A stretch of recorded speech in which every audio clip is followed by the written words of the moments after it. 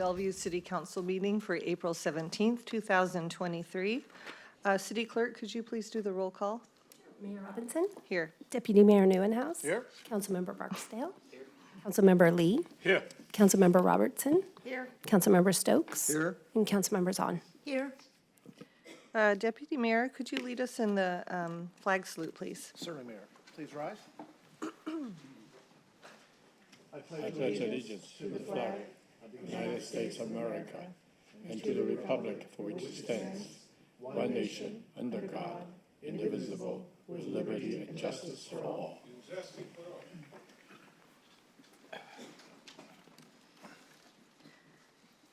Okay, we have two proclamations tonight. The first one is the Prescription Drug Take Back Day proclamation.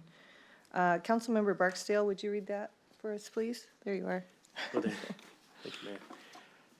Whereas National Prescription Drug Take Back Day is a national initiative implemented to reduce prescription drug abuse through safe disposal days held twice a year in April and October. And whereas more than 35 million people aged 12 and older misuse prescription drugs across the United States. And whereas the Drug Enforcement Agency states that prescription drug misuse can and does lead to illicit drug use. And whereas opioid abuse is at epidemic levels in the United States, it remains a top public health concern. And whereas in King County alone, nearly 3 people died from a drug overdose every day in 2022, and more than 5,800 others suffered a non-fatal overdose.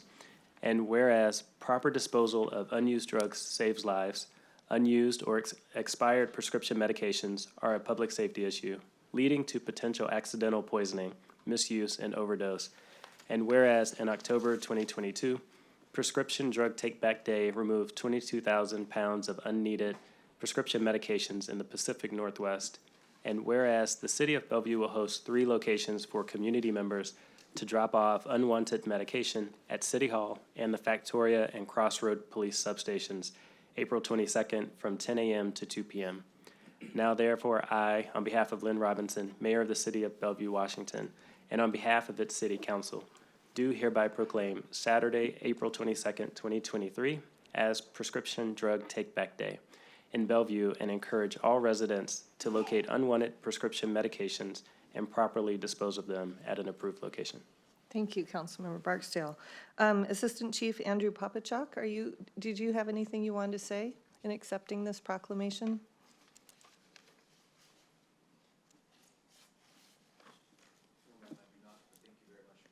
Well, I will say something for you because I was part of a task force that really emphasized the importance of disposing of medications. And I will say that for many of our youth, their entry into this habit is through their parents and mostly their grandparents' medicine chests. So this is a great opportunity for people to go through the medications and dispose of anything they can. So I hope we do better, even better this year than last year. So thank you. So let's go ahead and I'll hand this to you and we'll get a picture. Sounds great.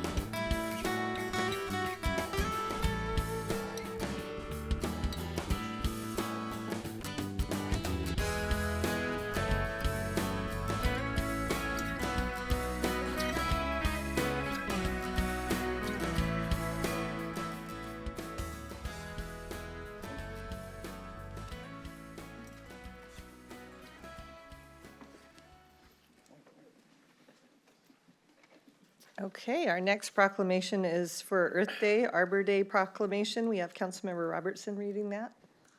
Mayor, whereas April 22nd, 2023 is the 53rd Earth Day, marking the birth of the modern environmental movement in 1970. And whereas April 28th, 2023 is the 151st Arbor Day, celebrating the value of trees. And whereas a healthy ecosystem is foundational to the lives of fish, wildlife, and people in Bellevue. And whereas Bellevue is known and celebrated as a city in a park and has worked for 7 decades to steward the environment. And whereas Bellevue, for the 32nd consecutive year, has been recognized as a Tree City USA community by the National Arbor Day Foundation and is dedicated to maintaining its tree planting practices. And whereas Bellevue has established ambitious goals related to climate change, energy, mobility, land use, waste, and natural systems in the Sustainable Bellevue Environmental Stewardship Plan.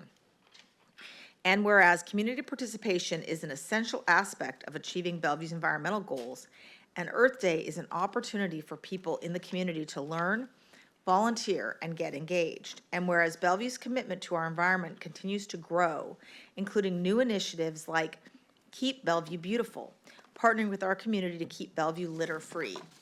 And whereas people who live and work in Bellevue can go to BellevueClimateChallenge.org, .org, to sign up and participate in a friendly competition to take steps to reduce energy use at home, make your commute more green and sustainable, and learn about other actions to reduce your environment. Again, that's BellevueClimateChallenge.org. Now therefore, on behalf of Lynn Robinson, Mayor of the City of Bellevue, Washington, and on behalf of its City Council, I do hereby proclaim April 22nd, 2023 as Earth Day, Arbor Day in Bellevue, and encourage all residents to take part in protecting our trees and natural environments and to join the city in its commitment to reducing our environmental impact as a community. Signed, Lynn Robinson, Mayor, City of Bellevue. Thank you, Councilmember Robertson. We have Jeff Bradley from our Parks Department. Are you the Natural Resource Manager? I am. Do you have something you'd like to say? I think I would just like to thank council for their continued support of all the city's environmental programs and services that allow us to continue to be recognized as a city in a park. Great, thank you. Let's do a picture.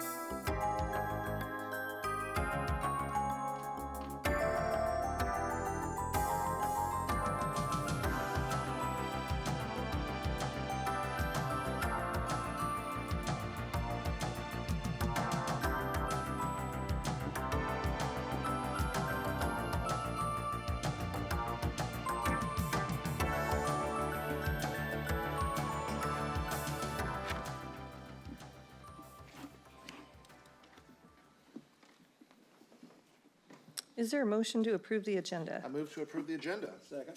All those in favor say aye. Aye. Aye, any opposed? City Clerk, do we have anybody signed up for oral communications tonight? Yes, thank you, Mayor. There are actually 17 total speakers signed up for oral comms this evening, which does exceed our maximum total allowance of 30 minutes for oral communications. In addition, I'd like to notify everyone that the mayor is authorized to give preference when we do have more than 30 minutes worth of speakers to those speaking on items on tonight's agenda or who have not spoken to council in the last quarter. There will be 3 speakers allowed to speak to any one side of a particular topic. And also, in compliance with Washington State public disclosure laws, I need to inform you that the use of public facilities during elections is not allowed. No election-related topics may be discussed during oral communications or other public participation portions of the agenda. This includes discussion of ballot measures, endorsement of candidates or political parties, and speaking on behalf of a campaign, including your own. Any speaker who begins discussing topics of this nature will be given a verbal warning, and as this is considered as disruption to the meeting and may be asked to leave. And with that, I will call our first speaker, who is Jody Albert, who I believe is here in person.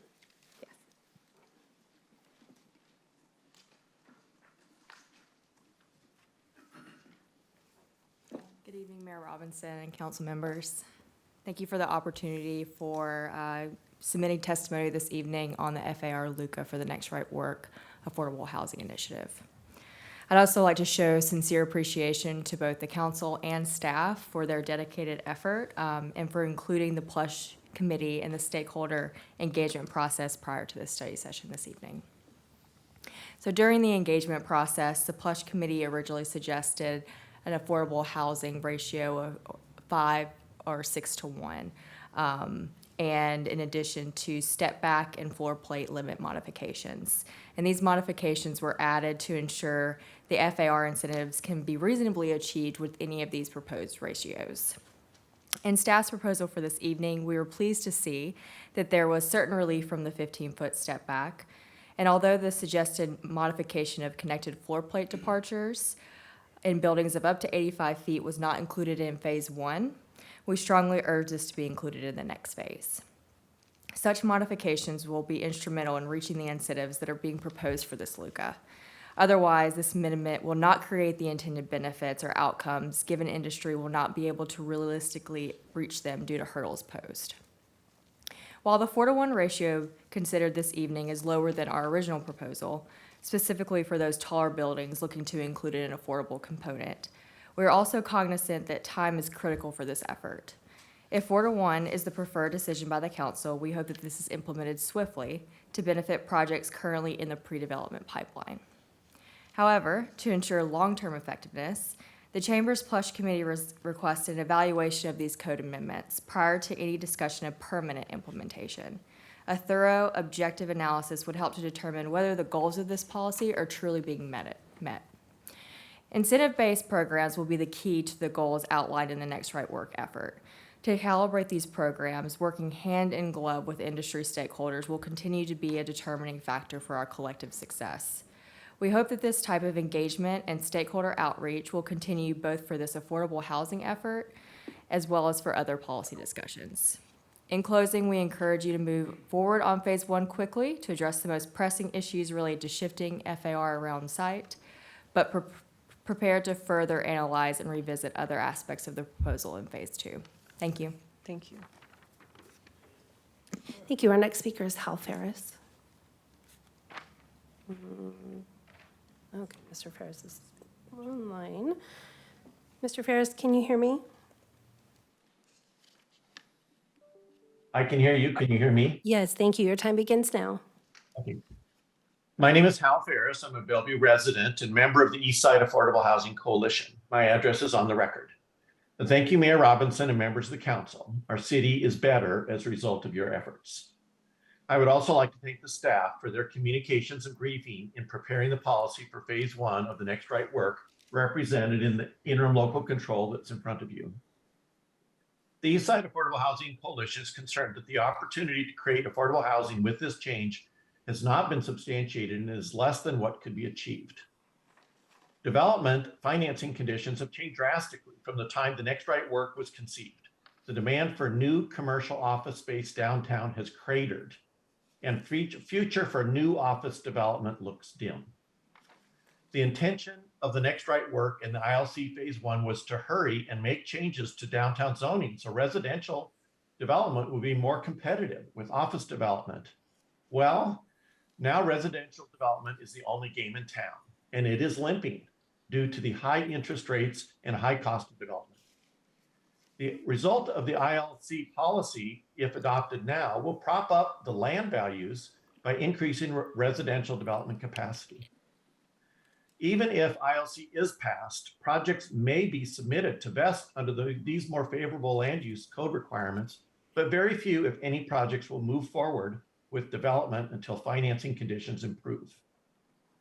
The staff is recommending many changes that could increase the capacity for residential development, some of which include increasing the height 25 feet, reducing step backs and setbacks, and increasing the lot coverage as well as FAR restrictions. In return, staff is recommending 20% of the increased capacity is dedicated for housing permanently affordable to earning 80% of area median income and below. These affordable units would count towards the requirements of the MF multifamily tax exemption. The example provided by staff, the affordable housing would be approximately 6% of the new housing developed. By comparison, the city of Seattle passed the MHA, mandatory housing zoning, several years ago. Seattle requires 7% of the new housing developed to be affordable to families earning 60% of area median income, and those units do not count towards the requirements of MFTE. The Eastside Affordable Housing Coalition believes a 3-to-1 ratio is very achievable. And we both recommend a mandatory approach, but we believe that 3-to-1 ratio or 25% of the increased capacity be set aside for permanently affordable units. We all want to show progress towards the city's affordable housing strategy. However, missing opportunities to create the greatest amount of affordable housing would be unfortunate. Why not require a 3-to-1 ratio for affordable housing? Mr. Ferris, I'm sorry, we've reached the end of your 3 minutes. Okay, thank you. Thank you. Our next speaker is Cindy Jew, and Ms. Jew is also joining us online. Can you hear me? Yes, are you able to hear me? Yes, thank you. Your time begins now. Thank you, council members. My comment is regarding the Next Right Work proposal to increase residential FAR in downtown. By way of introduction, my name is Cindy Jew, and I'm with Hines. We're the developers of the Main Street Place mixed-use project in downtown Bellevue. First off, I wanted to thank the City Council and Development Services staff for moving quickly to address the housing shortage that we are facing in Bellevue. We've all had the same goal in mind, which is how can we quickly increase the pipeline of housing and more affordable housing in downtown Bellevue? To this end, the staff has been working side by side with the development community on the package proposed today. And it comes at a crucial time. Given today's market conditions, developers are making critical decisions about project viability. This plan creates the opportunity to add more housing, including additional affordable units, in projects such as ours that are currently in planning. For Main Street Place, this means being able to provide an additional 2 stories of housing to our residential buildings, adjacent to the future East Main Station, creating the ability to build a true transit-oriented housing solution. We're reviewing the draft ordinance and will continue to work with staff on any comments or questions, but we strongly believe in the approach that the city is taking and believe that it will translate into many more desperately needed units of housing in the downtown Bellevue area. Thank you.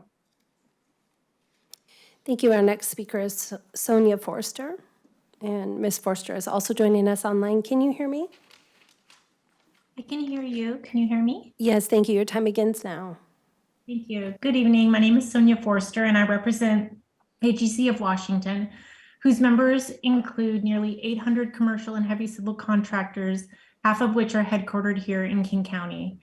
I want to thank you and your staff for the stakeholder process on apprenticeship utilization conducted over the last month. Our members appreciate having been part of these valuable discussions. We appreciate that the staff memo reflects many of the concerns of the contracting community, from the harm the policy may do to some of our most valuable vulnerable businesses to ensuring the project is appropriate for apprentices before it goes out to bid. Also, tracking impacts of WIMBY firms and workforce diversity are essential elements of a thoughtful apprenticeship program. That said, there are a few recommendations which do not ensure Bellevue remain a public owner of choice for small and mid-sized contractors, many of which consider municipal public works the bread and butter of their business. First, increasing the threshold from $1 to $2 million does not go far enough. In our post-pandemic economy, a typical $2 million project will not have enough labor hours to make apprenticeship feasible. If the city does not adopt a minimum labor hour threshold, a higher contract value of $5 million would be appropriate. Second, please strongly consider phasing in the requirements. With the legislature's adoption of SB 1050 and the implementation on the horizon, we will all be bracing for a severe lack of apprenticeship programs to send new workers. Until this pipeline of state-registered apprenticeship programs is developed, there will not be enough apprentices in the state system to accommodate 15% utilization. A phase-in will be responsive to the needs of women and minority-owned businesses as well. Third, while waiting 1 year for any enforcement takes place is a step in the right direction, focusing on debarment tells us you are measuring success through the failure of your contractors. Alternately, Bellevue should mirror the Washington State Department of Transportation, which has an enviable culture of partnership. This allows them to meet and exceed workforce goals without debarment or other harsh tactics. There is a very good chance the state legislature will pass some form of apprenticeship utilization, which would apply to the city of Bellevue. Our final request is to defer additional direction on the city's policy so that we can move forward in alignment with the state policy. Thank you again for agreeing to work through this complex issue with our industry and members. Thank you. Thank you. Our next speaker is Vicki Chantarelli, and I do not see you joined by name online. If you are joining us, can you please use the raise hand function? Again, Vicki Chantarelli. Okay, moving on to the next speaker is Jenny Craswell.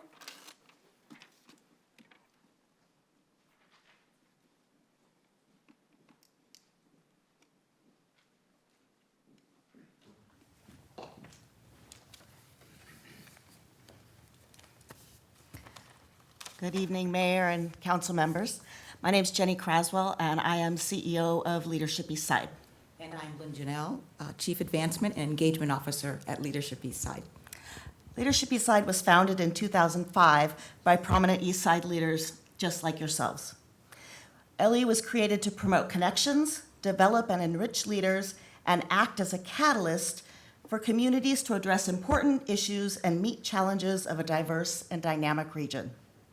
The City of Bellevue was a founding partner and has supported our work since the beginning. We're here to thank you for your longtime support of Leadership Eastside. From over 700 graduates from our 2-year Adaptive Leadership and Executive Insight Program, 150 are Bellevue residents. That's almost 22%. Across the East Side, Bellevue has the highest number of Leadership Eastside graduates, including some of our esteemed members on the council. When you add in those who work in the city of Bellevue as those impacted by participants, the reach of your support is unbounded. Our graduates are connecting across corporate and nonprofit, government, and community to address the issues we face, engage multiple voices and opinions, and work toward collaborative solutions for the good of the community. We are excited to celebrate 2 Bellevue staff who will graduate on May 11th. That's Christy Osterveen and Isaac Abdi. We are currently looking for nominations for our 2-year classes that begin in September. We are appreciative of the Bellevue staff and leadership who have sent 2 candidates every year, and we look forward to discussing who you may wish to recommend this year. We wanted to join you tonight to share our appreciation to the entire city of Bellevue and your support, which positively impacts our region. Thank you, and we look forward to working with you to do great work in the future. Thank you. Thank you. Our next speaker is Pedro Espinoza. Mr. Espinoza, can you hear me? Yes, can you guys hear me? Yes, thank you. Your time begins now. Thank you, appreciate it. First and foremost, good evening. My name is Pedro Espinoza. I am a political liaison for the Pacific Northwest Regional Council of Carpenters. And on behalf of the Carpenters Union, I just want to thank Mayor Robertson, Bellevue City Council, and all the staff that were involved in moving forward with the consideration of the legislation requiring apprenticeship utilization on major city construction projects in Bellevue. We want to be able to work with Bellevue and its leaders to get this done. When this happens, it'll bring more opportunities for the Bellevue community. For those who aren't familiar of how apprenticeship programs work, just briefly, we have some of the top-notch apprenticeship programs in the region.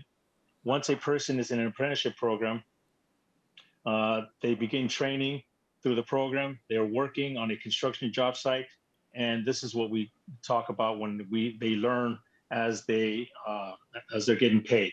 So we like to say with the apprenticeship, you earn while you learn. So it takes about 4 years for apprentices to become apprentice journey level experienced workers. Once they reach the journey level by learning from experienced workers and taking classes, and along the way, they get regular pay, raises, plus benefits, which is a huge boost for their communities in the area. Once the apprenticeship program is completed, workers possess a trade class of certification that is recognized internationally, which means they could move wherever they want as a journey person. With these high quality family wage construction jobs to build the economy and opportunity for a lifetime, which then again, it relates back to the communities. On a personal note, the reason I speak so highly about apprenticeship programs is that I went through the apprenticeship program myself, and it gave me, certain areas and aspects to learning my trade. Plus, on top of that, it opened more opportunities for myself. And ever since I took the apprenticeship program, I've never looked back in considering other different jobs. And I am proud to say that I'm a union carpenter because of that. We want to thank you for investing your dollars into your own community by establishing an apprenticeship utilization program here in Bellevue. And again, thank you for your leadership in making this happen as soon as possible. We look forward to working with you on a successful program. And we want to thank the support that you have from your current staff in recommending the program. Even though state legislature has passed the program HB 1050, we strongly support Bellevue moving forward right now. Again, thank you for your leadership, and we look forward to working with you for a successful program. Thank you. Thank you. Our next speaker is Stephen Lee.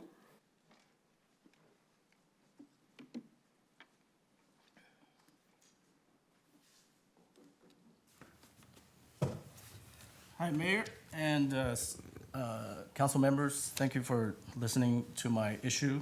I represent myself as a resident at 4479 162nd Court Southeast, which is Cougar Mountain, Lakemont area. So I just want to raise your awareness to a house located at 16127 Southeast 44th Way. It's listed as a 3-bedroom, 2-bathroom, 1,230 square foot house.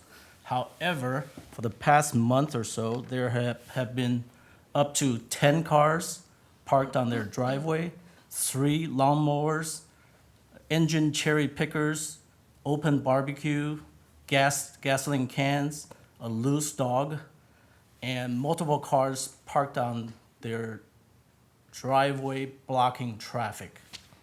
There's also an RV camper parked out front right by their house, plus 2 additional campers, RV campers, large size, across the way on the opposite side of the road. We've engaged with Bellevue PD, engaged with the city. There's an officer named David Merkel who's been helping us with ticketing. There have been numerous neighbors at the Cougar Mountain area, neighbors of my own, neighbors across Lakemont area who are bothered, extremely bothered by this house and the surrounding area.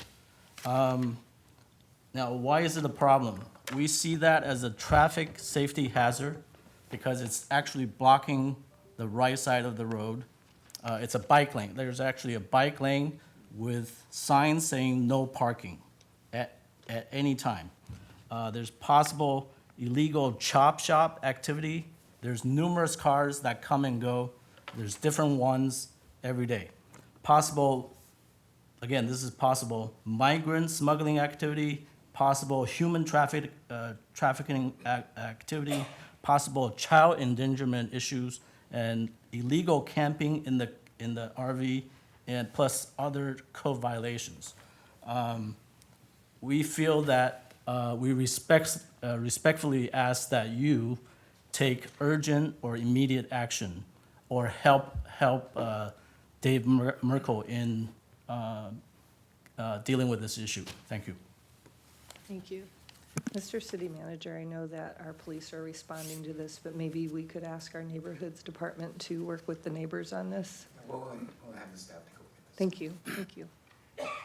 The next speaker is Sophia Steele, who I believe is joining us virtually, but again, I do not see you by name. If you are joining us, could you please use the raise hand function?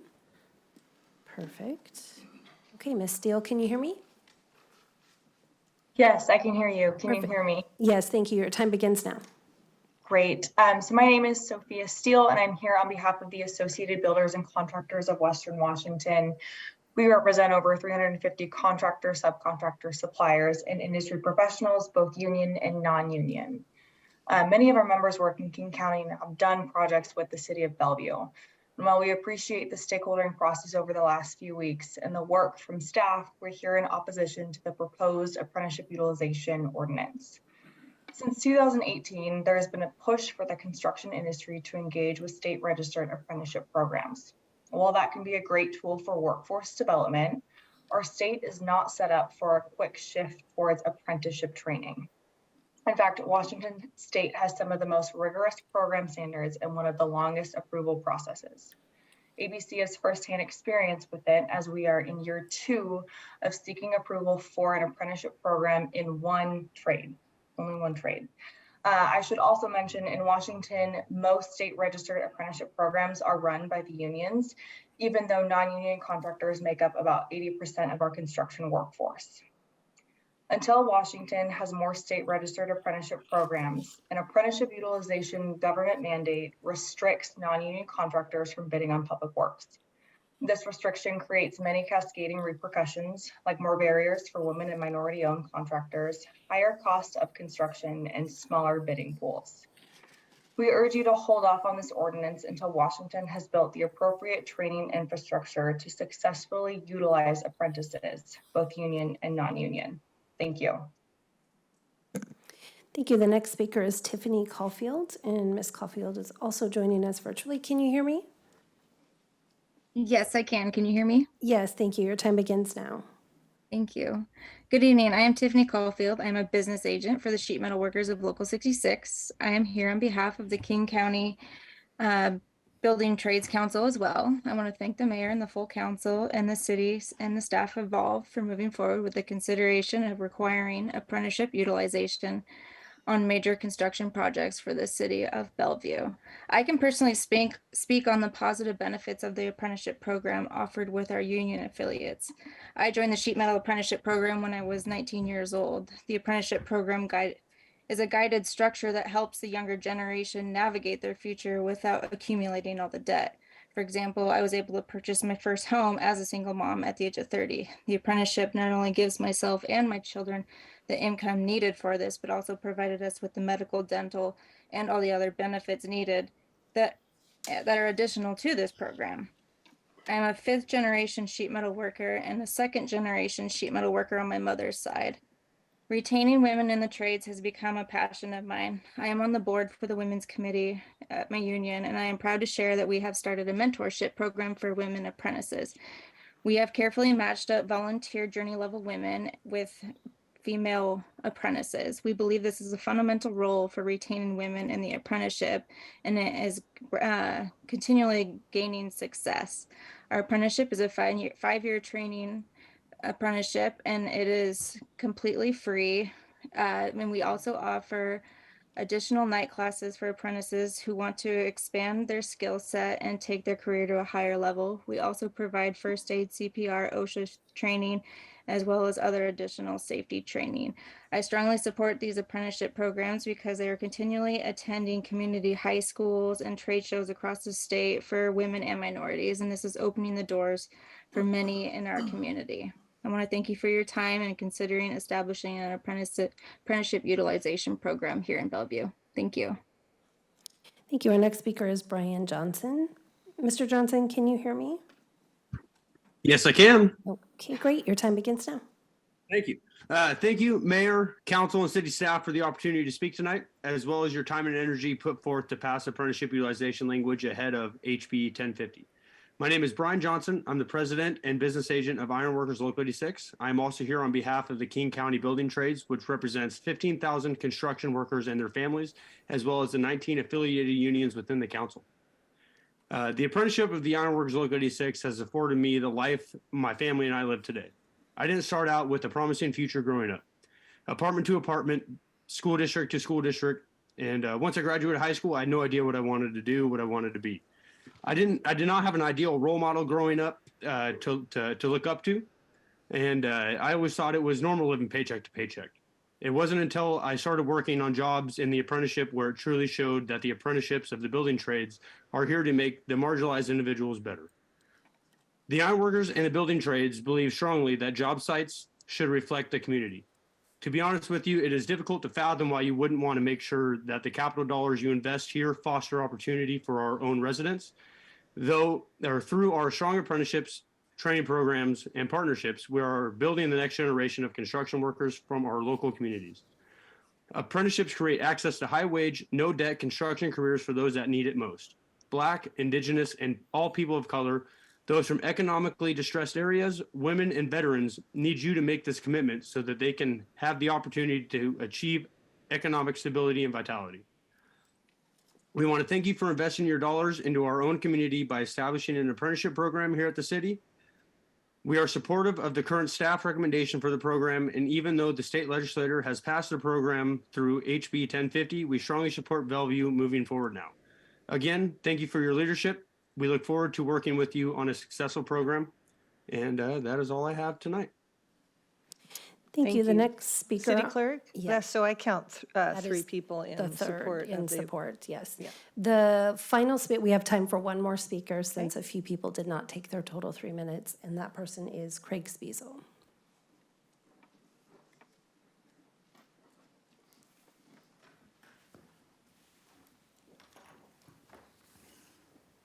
Good evening, Mayor Robinson and members of City Council. My name is Craig Spiesel, and I'm speaking tonight on behalf of a coalition of residents regarding the draft curb management plan. Overall, the plan does an excellent job identifying the competing demands for curb usage.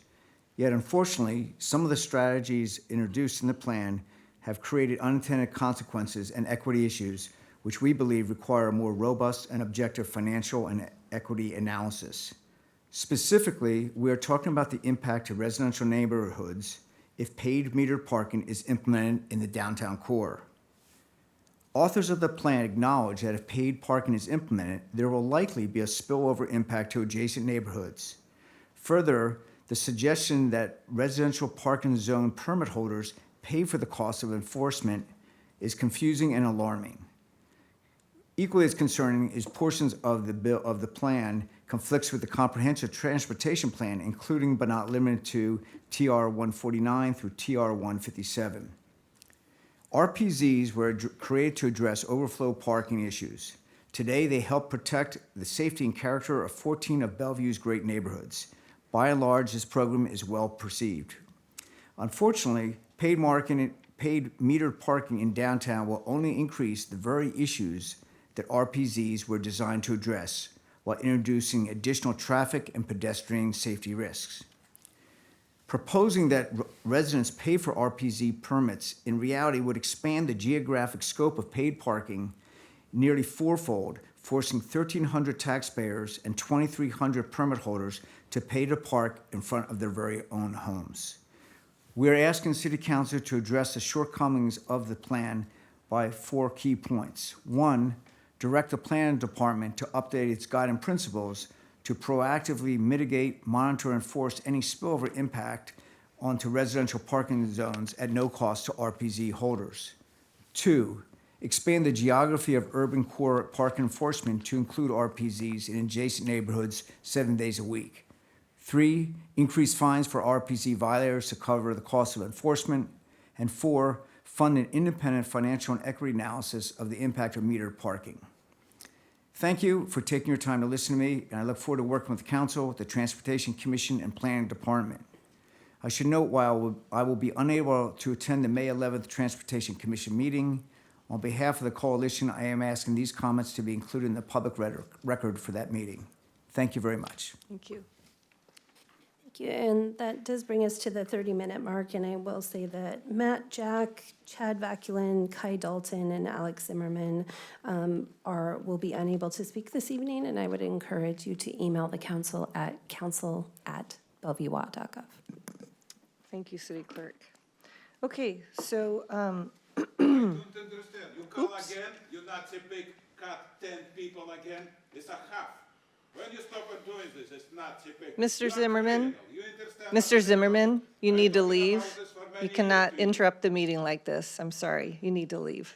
What is You cannot interrupt the meeting like this. Because you don't give chance me speak. I'm going to ask the officer to escort you out. Once you don't have three meetings. You are not speaking. You Go ahead and concentrate. escort him out. Thank you very You're much. Peter. And what is you quiet, huh? You freaking idiot. They cut us constitutional We'll right probably every- need to shut the glass doors, but not completely. Yeah, exactly. Slav is good. Yes. Okay, so we're on to reports of community council boards and commissions. I'm excited about this one because we're going to talk about the additional funding that we allocated for the arts in our budget this year. And so, Mr. Miyake, would you like to introduce? Sure. Thank you, Mayor and council members. You are right. Today is a report. For tonight, you'll hear a report about how the additional dollars that you allocated during the 23-24 budget. Since then, the arts and program staff, as well as the Arts Commission, have developed and implemented an application and review process and have developed recommendations for these additional dollars, as well as other grant dollars. This evening, staff are seeking the council's approval of the Arts Commission recommendations for the 2023 one-time grant project grants. So joining us at the table are Lori Hoffman, our Arts Community Manager with the Community Development Department, as well as Chair Maria Lau Hui with the Arts Commission. With that, I'm going to go ahead and turn over to you, Lori. Thank you so much. Mayor, Deputy Mayor, City Council members, thank you so much for having us. Tonight you will hear a report from the Chair of the Arts Commission on our one-time project grants for arts and cultural organizations. We are seeking a motion from Council to approve the grant allocations recommended by the allocations. We are looking for a motion from Council to approve the grant allocations recommended by the Allocations Committee and approved by the Arts Commission. And with that, I'll hand it over to Maria. Thank you, Lori. We would like to start tonight by thanking Council for the increased investment in arts and culture. Years after year, the Arts Commission sees an incredible need in our community for more opportunities to engage in our cultural life and show artistic expressions. This one-time conversion of CIP funds to arts grants gives the community additional resources for 2023 to provide excellent arts programming and projects and additional public benefits. Tonight, we'll go over the recommended allocations, highlighting a few notable applications, and we'll end with the estimated public benefits coming from these projects. Okay. For this one-time grant program, the Arts Commission has a budget of $100,000 to allocate. This budget was a combination of general operating funds converted from CIP by Council and a one-time grant from the National Endowments for the Arts. Arts organizations in Bellevue submitted 35 grant applications totaling $227,000 in funding requests. The $100,000 allocation equates to 44% of the total requests by applicants. The Allocations Committees and Arts Commission has chosen to fund 32 of the 35 applications. 5 of the recommended projects are first-time applicants for the Arts Commission's grant. The recommended amount and criteria for evaluation can be found in the package before you. These recommendations have been approved by the Arts Commissions. When combined with the regular 2023 awards, these one-time grants bring the total funding, including funding from external sources, from art grants in 2023 to $281,000. In the next 2 slides, we'll highlight 2 organizations recommended for funding. The highest scoring applicants was Bellevue Youth Symphony Orchestra. Spiesel will perform at the annual 4th of July fireworks celebration in Bellevue Downtown Park. Last year's concert was attended by over 50,000 people who were able to enjoy live orchestra music for free. Spiesel's 4th of July Orchestra is an opportunity offered to the most advanced students at no cost. Students will participate in 4 rehearsals, in addition to the performance on the 4th of July. Another applicant that the review committee felt strongly about funding is the Pacific Ukrainian Society. The additional funding for this grant will be used to hold the annual Northwest Ukrainian International Festival in the fall in Bellevue.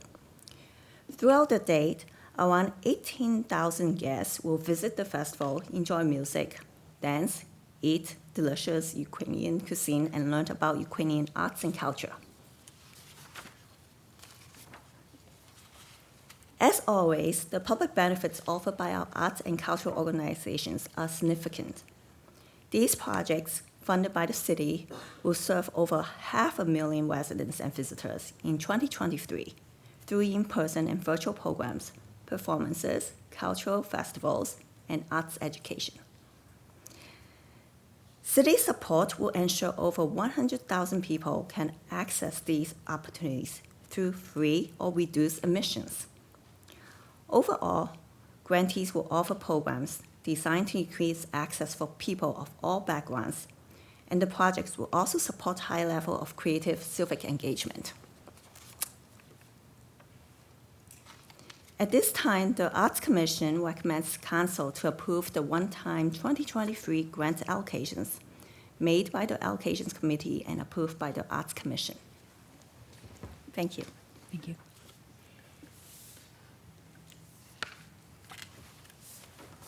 Happy to answer any questions. Great, thank you. Chair Lau Healy, thank you for being here tonight. And Lori, thank you. I'd like to start with a motion. I move to approve the Arts Commission recommendations for 2023 one-time project grants. Second. Great. Is there any comments or questions about this? Okay, I see Councilmember Zahn. Go ahead.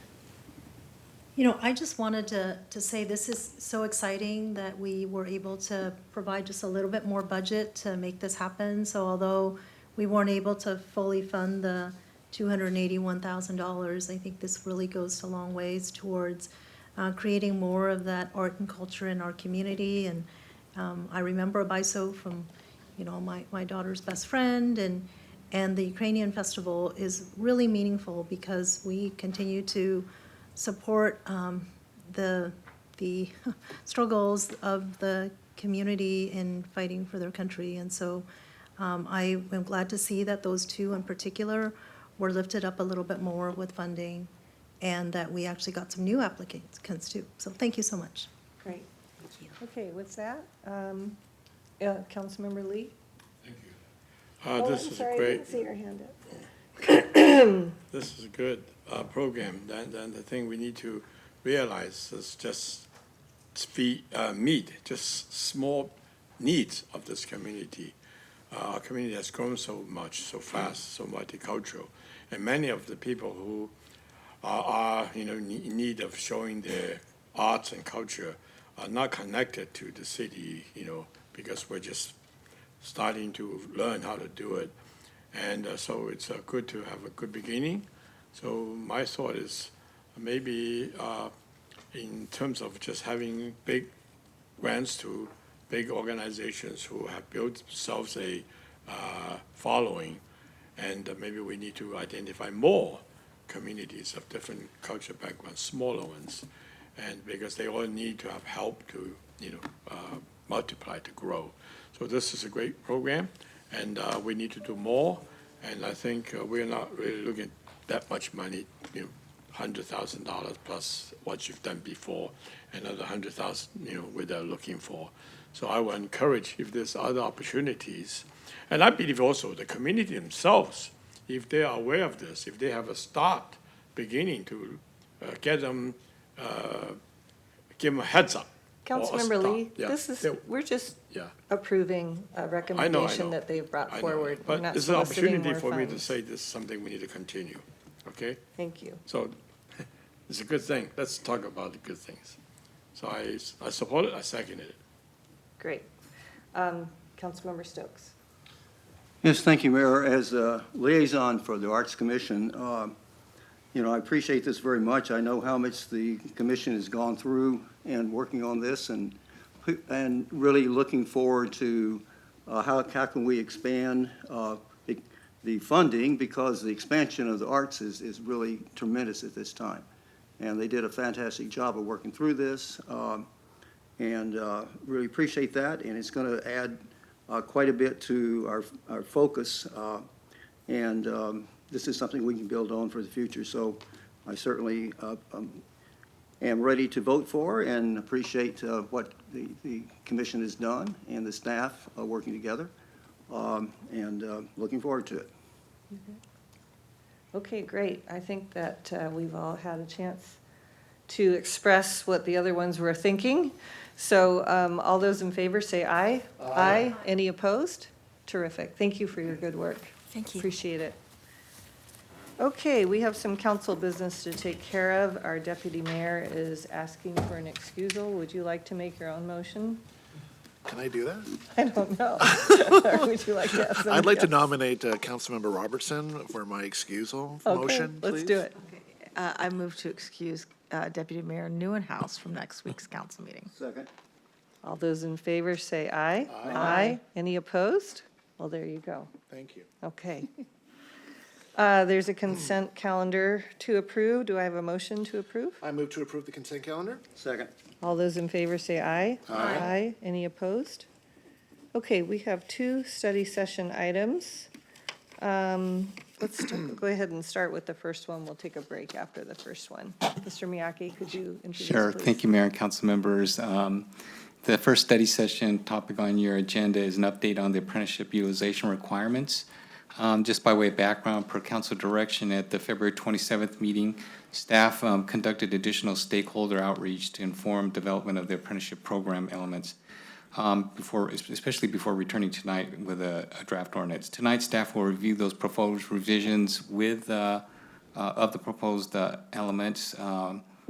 At least they will be proposed revisions to what you saw at the council meeting on the 27th. So following the presentation, we are seeking council's direction to prepare an ordinance for adoption at a future meeting to establish apprenticeship utilization requirements for certain public works projects. So joining us at the table is Ira McDaniel, Assistant Director of our Finance and Asset Management Department, as well as Kathy Gerla, our City Attorney. With that, I'm going to hand it over to Ira to begin the presentation. Thank you, Mr. Miyake, and good evening, Mayor, Deputy Mayor, and council members. As Mr. Miyake mentioned, we were last here on February 27th to discuss the draft apprenticeship utilization program. And we're bringing back some revisions tonight based on feedback that we obtained from our stakeholder community after you directed us to do so. So we'll walk through what that feedback was at a high level, and then we'll also discuss House Bill 1050, which we've heard a little bit about already tonight.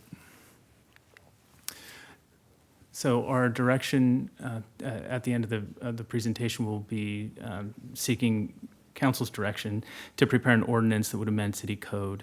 That's chapter 4.28 to establish the apprenticeship utilization requirement.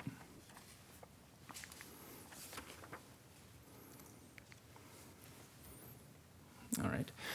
So our stakeholder outreach process, following the February 27th meeting, we set up a website for apprenticeship utilization outreach as well as an online survey. The website, the survey, as well as our focus group sessions were advertised to the public through a news release as well as on social media, and directed emails to about 60 stakeholders. We hosted 2 focus group sessions that were scheduled to accommodate calendars. So one of them was during working hours and one was after hours. And then we sent out agendas and ground rules in advance. And then following those sessions, we also agreed to 2 one-hour sessions, one that was just for contractors and one was just for labor, with the intention of providing additional time for everybody to give us their feedback. We received robust feedback through that process. It was very valuable. We learned a lot through the process, and we're very appreciative of the time that the stakeholders invested to come and talk to us. I think that some of them spent several hours over the course of this process providing feedback, and we're very appreciative again. So we'll go through that, and we'll discuss some of the main points of that feedback as it pertains to our program elements. And the other thing that I'll say about the feedback that we received is that it does represent a spectrum. I think we heard that in the comments tonight. All of the elements that we heard, there's a couple of, different positions that came through in that. And so as we were navigating what changes we wanted to recommend to the program, we were trying to make sure that we were taking a fair and balanced approach to that that process and making sure that we were well-founded in bringing this back, and that we were taking into consideration what is likely to be enacted in House Bill 1050, which we'll talk through further.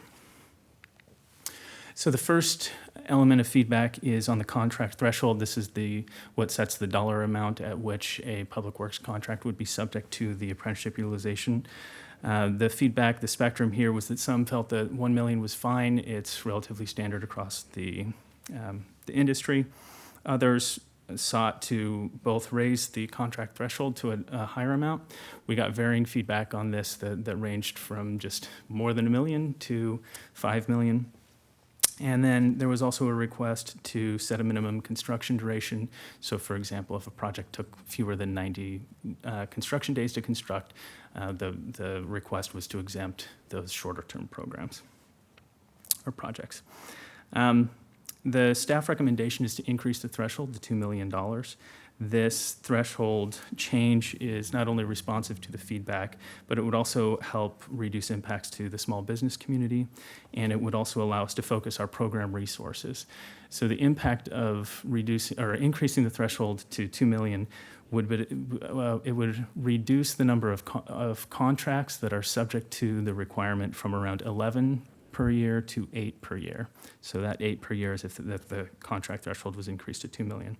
And the annual spend would diminish from about $53 million to $48 million. So that's about a 9% decrease in the amount of expenditure on the contracts that would be subject to the apprenticeship utilization requirement. This $2 million threshold, this is what we would propose absent House Bill 1050 moving forward, but we do have to be responsive to that and ensure that we would be compliant with House Bill 1050 as sort of the floor of what we would have moving forward. In terms of the minimum construction duration, we're not proposing including that. We think that between the increase in the threshold as well as the other criteria that we have for waivers, we can address the concerns that came through that. We also received some feedback from folks who have lived experience as apprentices around the duration of projects, that those shorter duration projects were not a concern for them as apprentices, and that they actually appreciated some of the movement from job to job and the variety that they got in their work through some of those projects. We also looked at some of the existing apprenticeship utilization that has taken place on city contracts, and we have several instances where we've used apprentices for a shorter duration of time than what would be proposed under that framework. The next element of feedback is around phasing in the program. So we got feedback that proposed phasing in both the threshold, so that $2 million amount, as well as the ratio, the 15% apprenticeship utilization requirement. So phasing that in over 3 years, where for example, the dollar amount for the contract might go from $5 million to $3 million to $2 million, or whatever numbers you pick, and the apprenticeship ratio would move up from, say, 5%, 10%, 15%. The feedback around that, some felt that it was not needed, that they were ready to go with the program as proposed, and then others felt that 3-year phase-in would be a good idea. When we looked at this, our recommendation would be to phase in the enforcement rather than phasing in the program requirements. So this would give us an opportunity to release a fully fledged program, except for the enforcement component, and really learn the process with the full set of requirements in the program. And go from there. All right, so speaking of that enforcement, we got a lot of feedback around the enforcement mechanism, that we were proposing a one-strike policy that was too harsh, and that as written, the program appeared to be rather heavy-handed on the enforcement side, and that our focus instead should be on compliance and ensuring that we're achieving the desired outcomes of the program. The feedback included a request to have a 3-strike policy, so 3 strikes over 2 years was some of the specific feedback that we heard. If you go back to the threshold discussion, at a $2 million threshold, we would expect to see about 8 contracts per year be subject to the utilization. And because those contracts are spread over different departments and different construction types, and among other the pool of contractors, we don't actually see a high level of repeat contractors who are contractors who are getting repeat contracts within the same year. Rather, we see where we do have repeat contractors, they're working on about one project per year for those repeat customers. So if we had a 3-strike policy over 2 years, you could effectively never enforce that against most of our contractors because they're simply not working on enough projects. So again, our proposal would be that you would enforce on a 2-strike policy. So somebody would be able to, if they made a mistake the first time, we'd let them know that they had failed to meet the requirement, but there would be no enforcement action. And then if they came back and did another project within the next 5 years and again failed to meet it, that's when enforcement would take place. We do want to say that building the strong relationships with our contractors is very much a shared goal. We heard some feedback on that tonight. We really do want to make sure that we're doing a good job of providing early supportive assistance to our contractors, that we are monitoring over the course of a project if they are not achieving the requirements that are set forth in the contract, that we have conversations with them, and we are very upfront and open about what steps the contractors need to take in order to qualify for a good faith effort. So that's, we were in agreement with that component of the feedback. Now again, the enforcement component is something that is something we may need to, or will probably need to adjust course on as a part of House Bill 1050. We got a lot of feedback as well around small business impacts. The feedback that we received was that we should provide support and technical assistance, as well as reporting to understand the impacts on small, women, and minority-owned businesses, and that we should create a blanket exemption for those entities to effectively remove them from the program. Our recommendation is that we do provide that support, the technical assistance, and reporting, including reporting on women and minority and veteran-owned businesses and small businesses. We also feel that we're addressing this through the increase of the threshold, but we don't feel that we should be creating an exemption for a couple of reasons. One is we feel that we can achieve the outcome of both programs. We have seen examples of other jurisdictions that are delivering both on their apprenticeship utilization programs and on increasing their usage of women and minority-owned businesses, as well as small businesses and veteran-owned businesses. That's an important goal for us, and we definitely want to continue that work as an agency and improve our efforts there. We think that we can deliver on both. The other thing is we don't see this exemption in the other programs that have been implemented across the state, including the state's program, which would apply to us following 1050. So the components that we've talked about previously would be those that would be incorporated in the ordinance that would be applied directly in city code. Beyond what would be in code, there are several other elements that we receive feedback on that we would address through our administrative policies and procedures. That pre-bid review is something that we would include, as well as the clear documentation, the waiver criteria, especially for good faith efforts. And this is where, if there is a shortage of apprentices for a particular craft, we would be looking to identify that before we even put the project out for bid. And then if we did go out to bid and a contractor is struggling to meet that requirement, but they're putting forth the good faith efforts, we would have a very clear process with them to go through to ensure that we're not surprising anybody with debarment and we're not being too heavy-handed on the enforcement, but we do have an enforcement mechanism in place to ensure that the program's outcomes are being achieved. All right, and with that, we'll talk a little bit about House Bill 1050, and I'll hand it over to Kathy. So while you have been considering apprenticeship utilization requirements, so has the state legislature. So you've been hearing about House Bill 1050. We thought it might be important to explain what the bill does, where it stands in the process. It hasn't been adopted yet. And then from there, how it may or may not affect any ordinance that you may want to pass before the bill takes, or not before it takes effect, but yes, before it takes effect in July, excuse me. So what does the bill do? The state apprenticeship requirements currently only apply to state agencies to four-year institutions of higher education and to school districts. So what this bill would do is now apply apprenticeship utilization requirements to municipalities, including cities. And it takes effect July 1, 2024. So as of July 1 of 2024, the city, if a bill passes, the city will be required to comply with the state apprenticeship utilization requirements that are in House Bill 1050. There's currently two versions of the bill.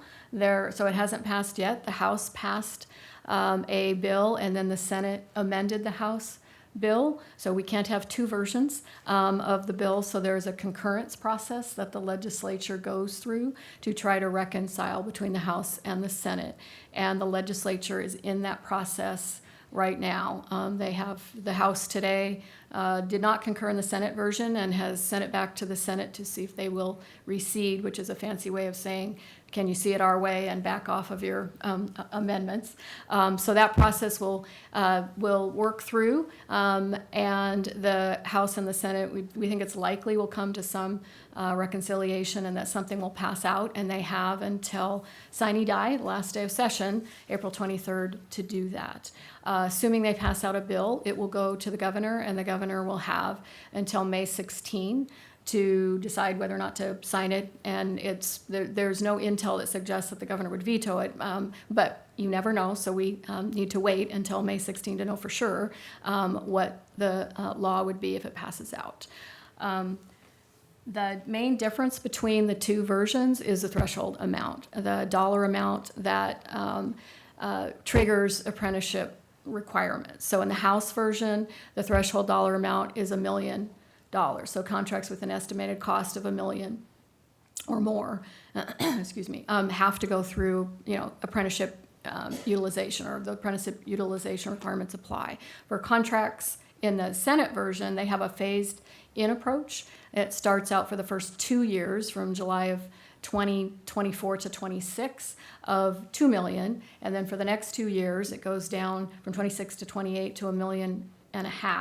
Contracts that have a cost of $1.5 million, and then from July 2028, from thereafter, it applies to contracts that have an estimated cost of $1 million or more. So that's the main difference. The Senate version also expands technical assistance and gives MRSC a role, as well as labor and industries, and it also requires labor and industries to study the outcomes of an apprenticeship program in terms of participation by women, minority, and veteran-owned businesses.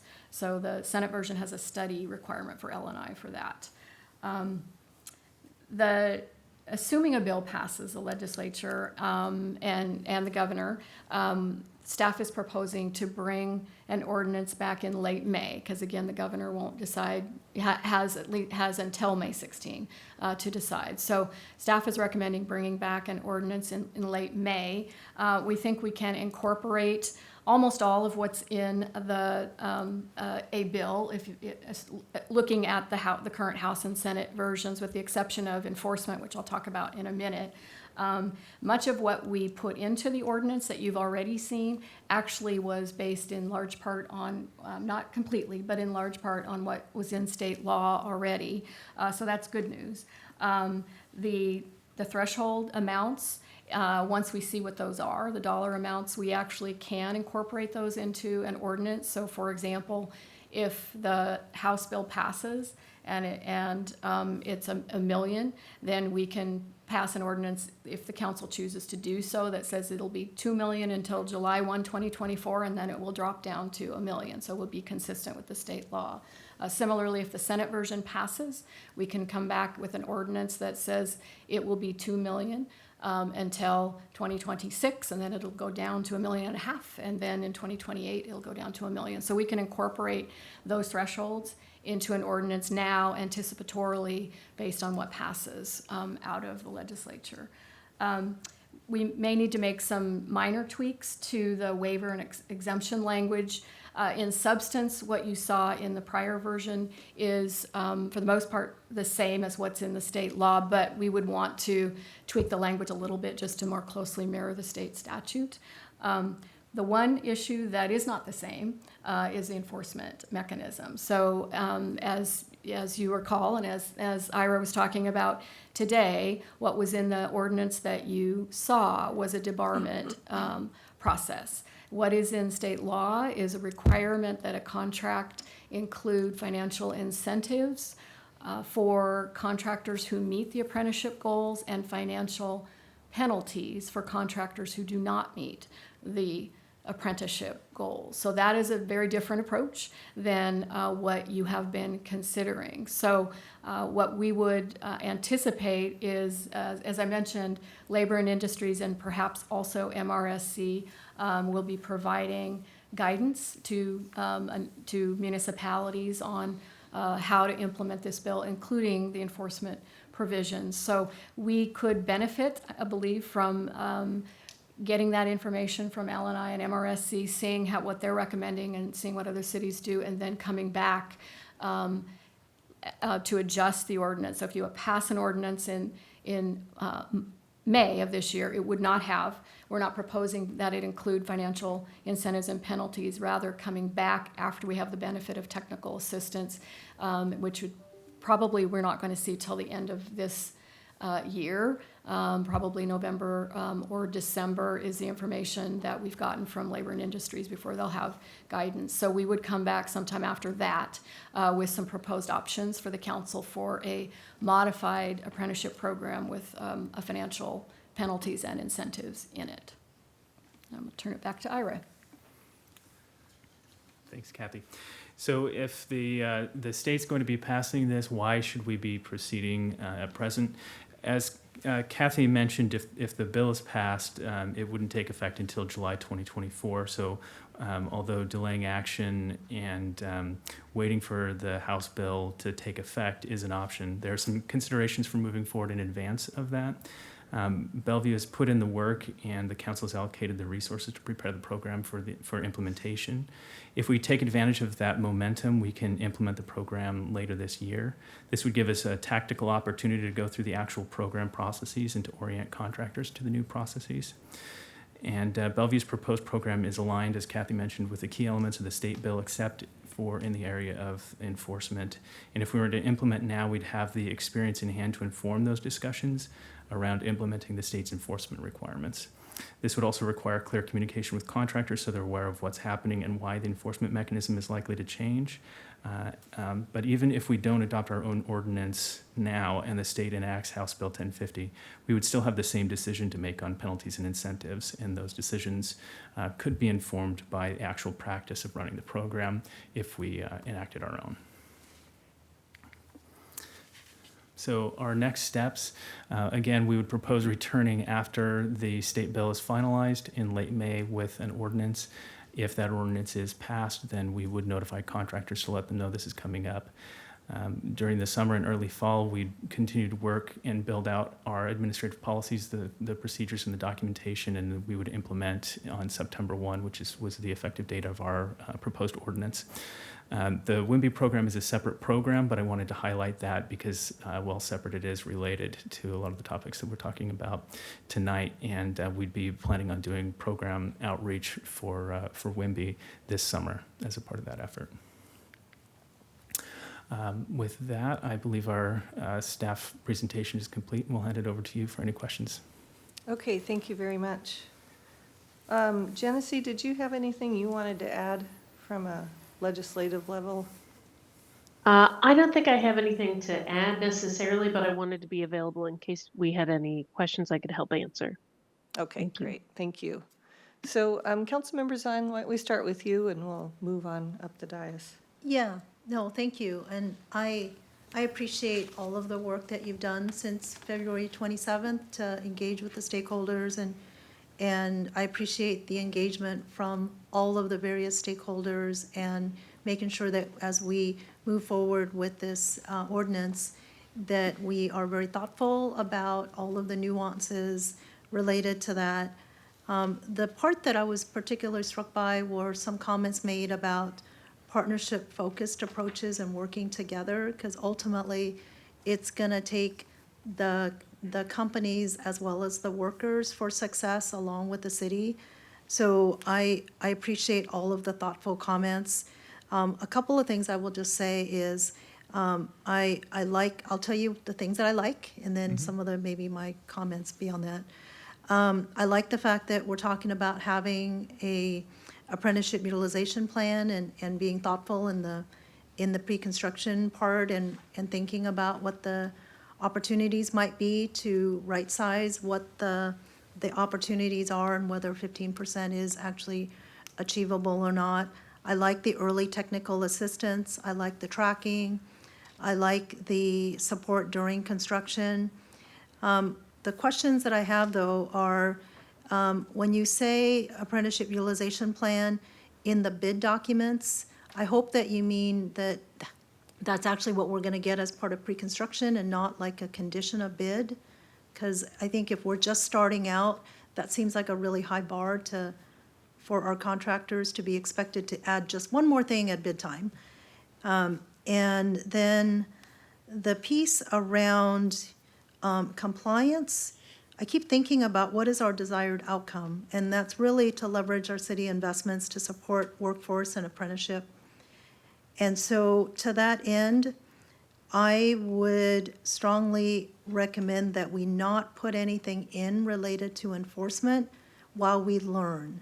So in this first year, this is an opportunity for us. We often do pilots in the city. So in a way, this is similar to having a pilot where we are putting something out there and we're going to get, you even mentioned it, Ira, we will be more informed as we run our own program. And I think it'll also give us an opportunity, as you said, to get guidance from L&I, MRSC, other public agencies that are already doing these apprenticeship programs, to really understand what are the incentive and penalties that get to the outcome we're trying to do. Because I would be really concerned if we're focusing on compliance first versus getting the kind of outcome we're trying to reach in a partnership with our contractors. So I would be supportive of moving forward with an ordinance, but making sure that we're not jumping the gun or putting the cart before the horse of putting an enforcement in, especially if we're not even going to implement it until a year from now. So those are a couple of my thoughts. Thank you. Ira, I'm going to ask that you, sorry. Thank you. I'm going to ask Ira that you clarify a little bit the impact of the enactment of the state law to the enforcement. So does the state law have enforcement criteria in it that then we would adopt we'd have to adopt if it was enacted? So can you speak to that, please? Yeah, so as contemplated and I appreciate your patience and diligence in working through this. It's a whole lot of fun working through a project that's where we're working through our the creation of our program, and we're trying to coordinate that with the state as well. So thank you for the question. So as contemplated, we would bring back the ordinance. It would have the debarment, the 2 strikes in 5 years enforcement provision in it, but that enforcement would not be slated to take place until a year after the program takes effect. So our program would take effect in September of 2023, and then enforcement would not take place until 2024. And then you overlay on the top of that House Bill 1050, which has the enforcement that is through the financial incentives and penalties. And that House bill would not take effect until July 2024. So what we're saying is that if the House Bill 1050 passes, you're correct in that our enforcement provision would likely never be enforced, because before it got to its date, which is September of 2024, we would come back to amend our ordinance to ensure that it's compliant with House Bill 1050. Kathy, anything that you would add to that? No, you got it. And let me just clarify the direction. The direction here at the bottom should say, for council action at a future meeting following enactment of new state law. So that is actually the direction, but go ahead. I guess that maybe I should be more clear. So Yes. I am actually not supportive of that last part of what you described, which is if we are starting this for a year, we're going to learn, why would we actually pre-bake in a two strikes you're out when the state law is contemplating having both incentives and penalties. And it sounds like all we're doing is putting in a penalty. And I'm really concerned about the idea that if there was a second strike, you could fail in a contract that's $2 million and you're barred from bidding any contracts even $50,000. So I don't see that, it doesn't seem like that is a just type of penalty. And I think that the state, in the current law that already is enacted for, state agencies, higher ed and K-12, they are not creating only a penalty without an upside. And as I understand, for some of them, they're using a dollar value of a penalty, where if you meet it, you get the incentive. If you don't, you pay the penalty. So I would just urge my fellow council members to just really think hard about whether we want to pre-bake in what a penalty might be a year from now, when the next year would be spent with many agencies, L&I and MRSC, trying to right-size what incentives and penalties might make sense holistically. So thank you. Thank you. Okay, Councilmember Barksdale. All right, thank you, Mayor. First, thank you, Ira and Kathy and Genesee and the rest of the staff for bringing this back, and for the, as soon as you did, especially given the fair and robust process, stakeholder outreach process that you had. One of the things that I think is really interesting about bringing this forward today, too, is we're looking essentially at affordability overall, right? We're looking at ways we could reduce the cost of living through affordable housing with the IOC later, but this one looks at how we can increase economic mobility and opportunity through apprenticeship. So just, that wasn't lost on me, and I appreciate that. I guess I would say I think this is a good compromise. We talked, I think, last week about, being able to move forward with a good compromise. And just wanted to call that out and saying, I think although the state is working on House Bill 1050, I think there's an opportunity here for us to deliver value to our community before that happens. And I guess I would also say, I totally agree with your point about beginning implementation and taking the lessons learned. And I would say maybe, Mayor, I think you had mentioned waiting to bring this back until after the governor enacts or takes action.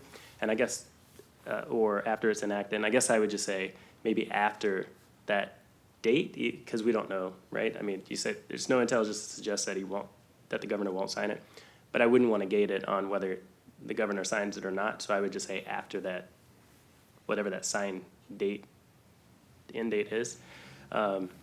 So I think that's all I have right now. In terms of the enforcement,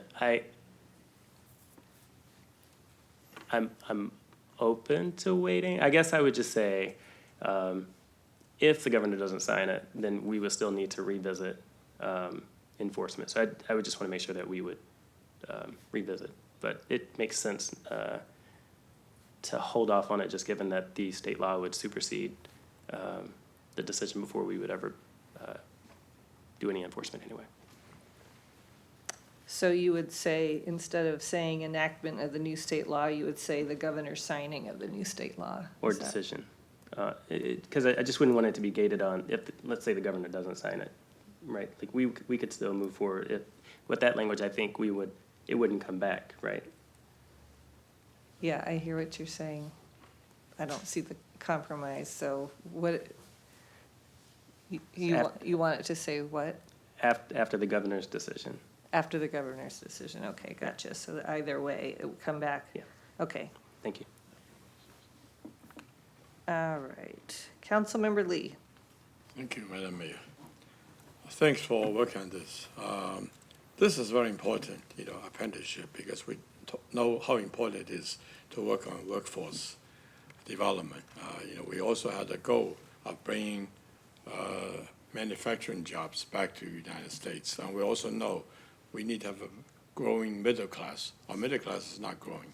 We got a whole bunch of brain people that know how to do coding, but they don't know how to make things happen. So we're losing our employment, our jobs overseas. So this is very important to the United States and to us. To be competitive, we got to be able to provide those assets and abilities. So I think it's important to me. I also agree, because it is important. We want to encourage it, and that's not the situation now. So we got to do everything we can possibly to do it successfully. So I agree that we don't want to make it, even before it starts to be, scaring people, that we provide penalties. Say, well, if you don't meet it, you're out of the picture. And we put in a lot of provisions. Well, if you do this, it won't work. I think we cannot do that. Otherwise, people won't apply. Small, especially WMBEs, they depend on small contracts. And if it's one strike, two strike, or three strikes out, why bother? Why waste the time, right? And so I don't think that accomplishes our goal, our purpose. So I believe that we need to make it as straightforward, as simple, as encouraging as possible, with incentives, with help that we can provide them to be successful, with resources. And I agree with Councilmember Zhang that we need to make sure that regardless of what the state does or anybody does, in fact, we still need to do this. We need to pay attention. How do we encourage, especially WMBs? That's the equity you're talking about. That's where the workforce is going to be, and that's the changing business is going to be. And so I feel that one good thing is that, Kathy mentioned, you mentioned, it's not cast in concrete. Okay, we have opportunity, you mentioned, but the question is, what are we waiting for? If it's opportunity to tweak, I like that, because whatever we do, it has to be flexible. We see what state legislature does. If they do whatever is consistent with what we want, help to achieve our goal, I like that a lot. And because this also provides us time to experiment, to see, while we have these provisions within this period when the state legislature is completed, are we moving in the right direction? Are we proving to be the case? Are people responding? If people say, no, it's not good enough, we don't even sign up anyway, so we might want to do something different. If the state programs legislature says we can help you, we may be able to influence them with our example, with our experience. See, if we do this, we can encourage it. And let's compare with what the state legislature is thinking about. So I like to, number one, make sure it's incentivized, not penalized. Number two, encourage them instead of discourage them. Even though we don't do it now, but we put the prospect, like Councilmember Zhang said, well, if you don't meet it, you might lose everything. That won't work. Then why would they bother? Nobody wants to take the risk, right?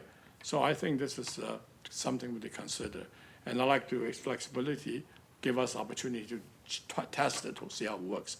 And that's lastly, I hear that AGC, they have some disagreement with you, like whether it be $5 million, $1 million. And they were concerned a bit about,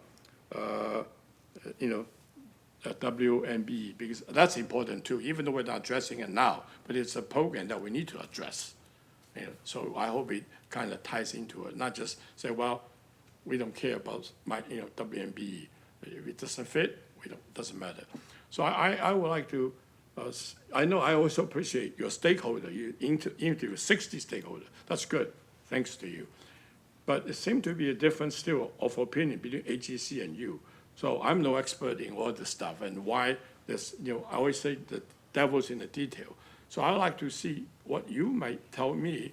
What's the difference? Why are you different from AGC? Why are they objecting to some of the things you're talking about? So I like to hear that so that I can understand how does it meet the overall goal of getting more apprenticeship and also get more WMBE to be participating apprenticeship. Union versus non-union, minority versus non-minority, please. Yeah. Sure, thank you.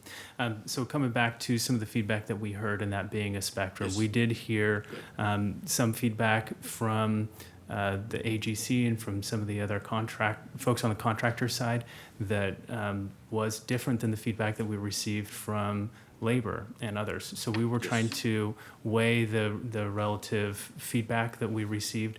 We were also looking at what can we put into action that would be effective, that would be consistent with both the existing state law and the state law that's coming.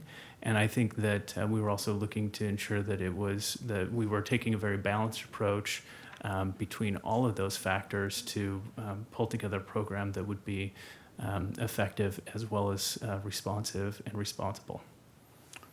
Can I have maybe a better explanation or more detail? Sure. Maybe not now, but at least I can understand, the differences and how you approach it. So I can understand about, meeting our target, meeting our goal.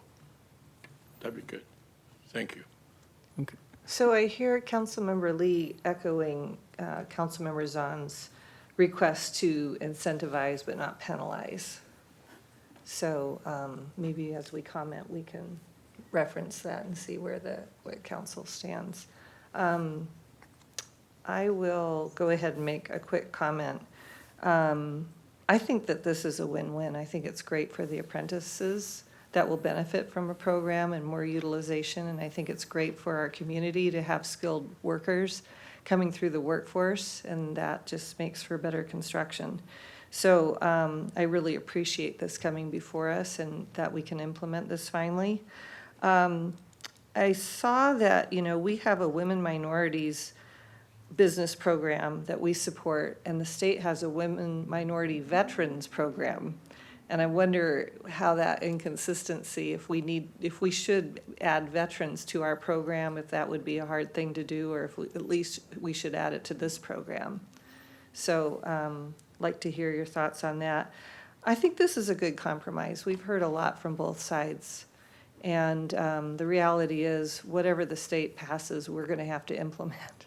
So, whether we put in a penalty now that will be implemented later, maybe not. I don't really care, honestly, because I think that whether the state passes it or doesn't pass it, that will come up then. So I'm good with your recommendation personally, but any thoughts on including veterans to the group that we support?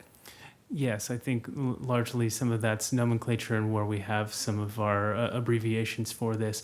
The city's existing plan is actually referred to as the PDI, or the Procurement Diversity Inclusion Plan. So it's not exclusive of efforts to provide outreach and support for veteran-owned businesses. I think that we want to include veteran-owned businesses as we move forward with growing and enhancing that program, and make sure that we're looking to that along with the other types of diverse businesses that we're looking to encourage and support. Great. Okay, thank you. Deputy Mayor.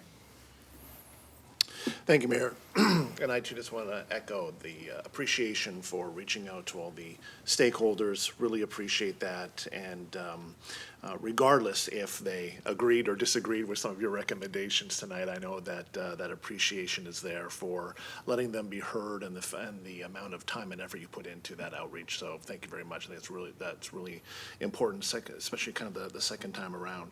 I won't rehash all the benefits to this apprenticeship program, and in favor of it from day one, and don't want us to lose sight of the fact that it was Councilmember Barksdale brought this forward, and I appreciate his leadership on this as we continue to make our way down this path.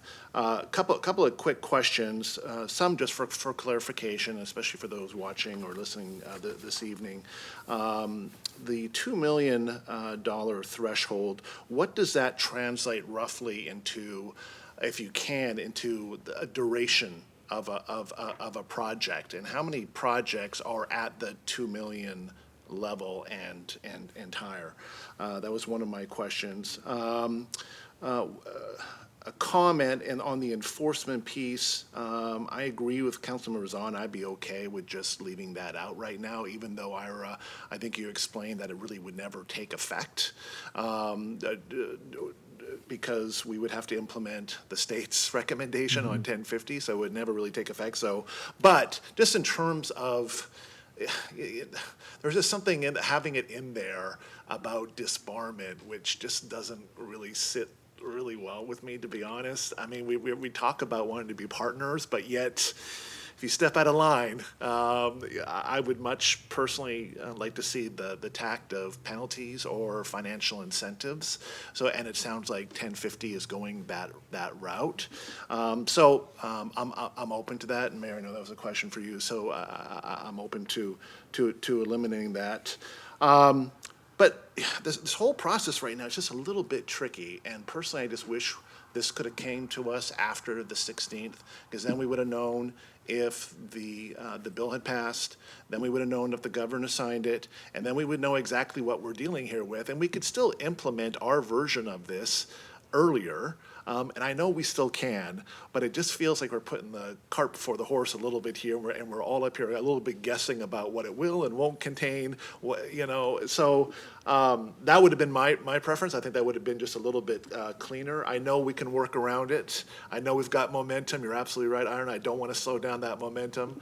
But it's then again, it's only next month. But I'm really looking forward to continuing to move this forward. So, like I said, I had the one question about that 20 million, as well as I just wanted to raise the one question that came up as well. It was for one of the letters, I believe it was from the Northwest Minority Builders Alliance.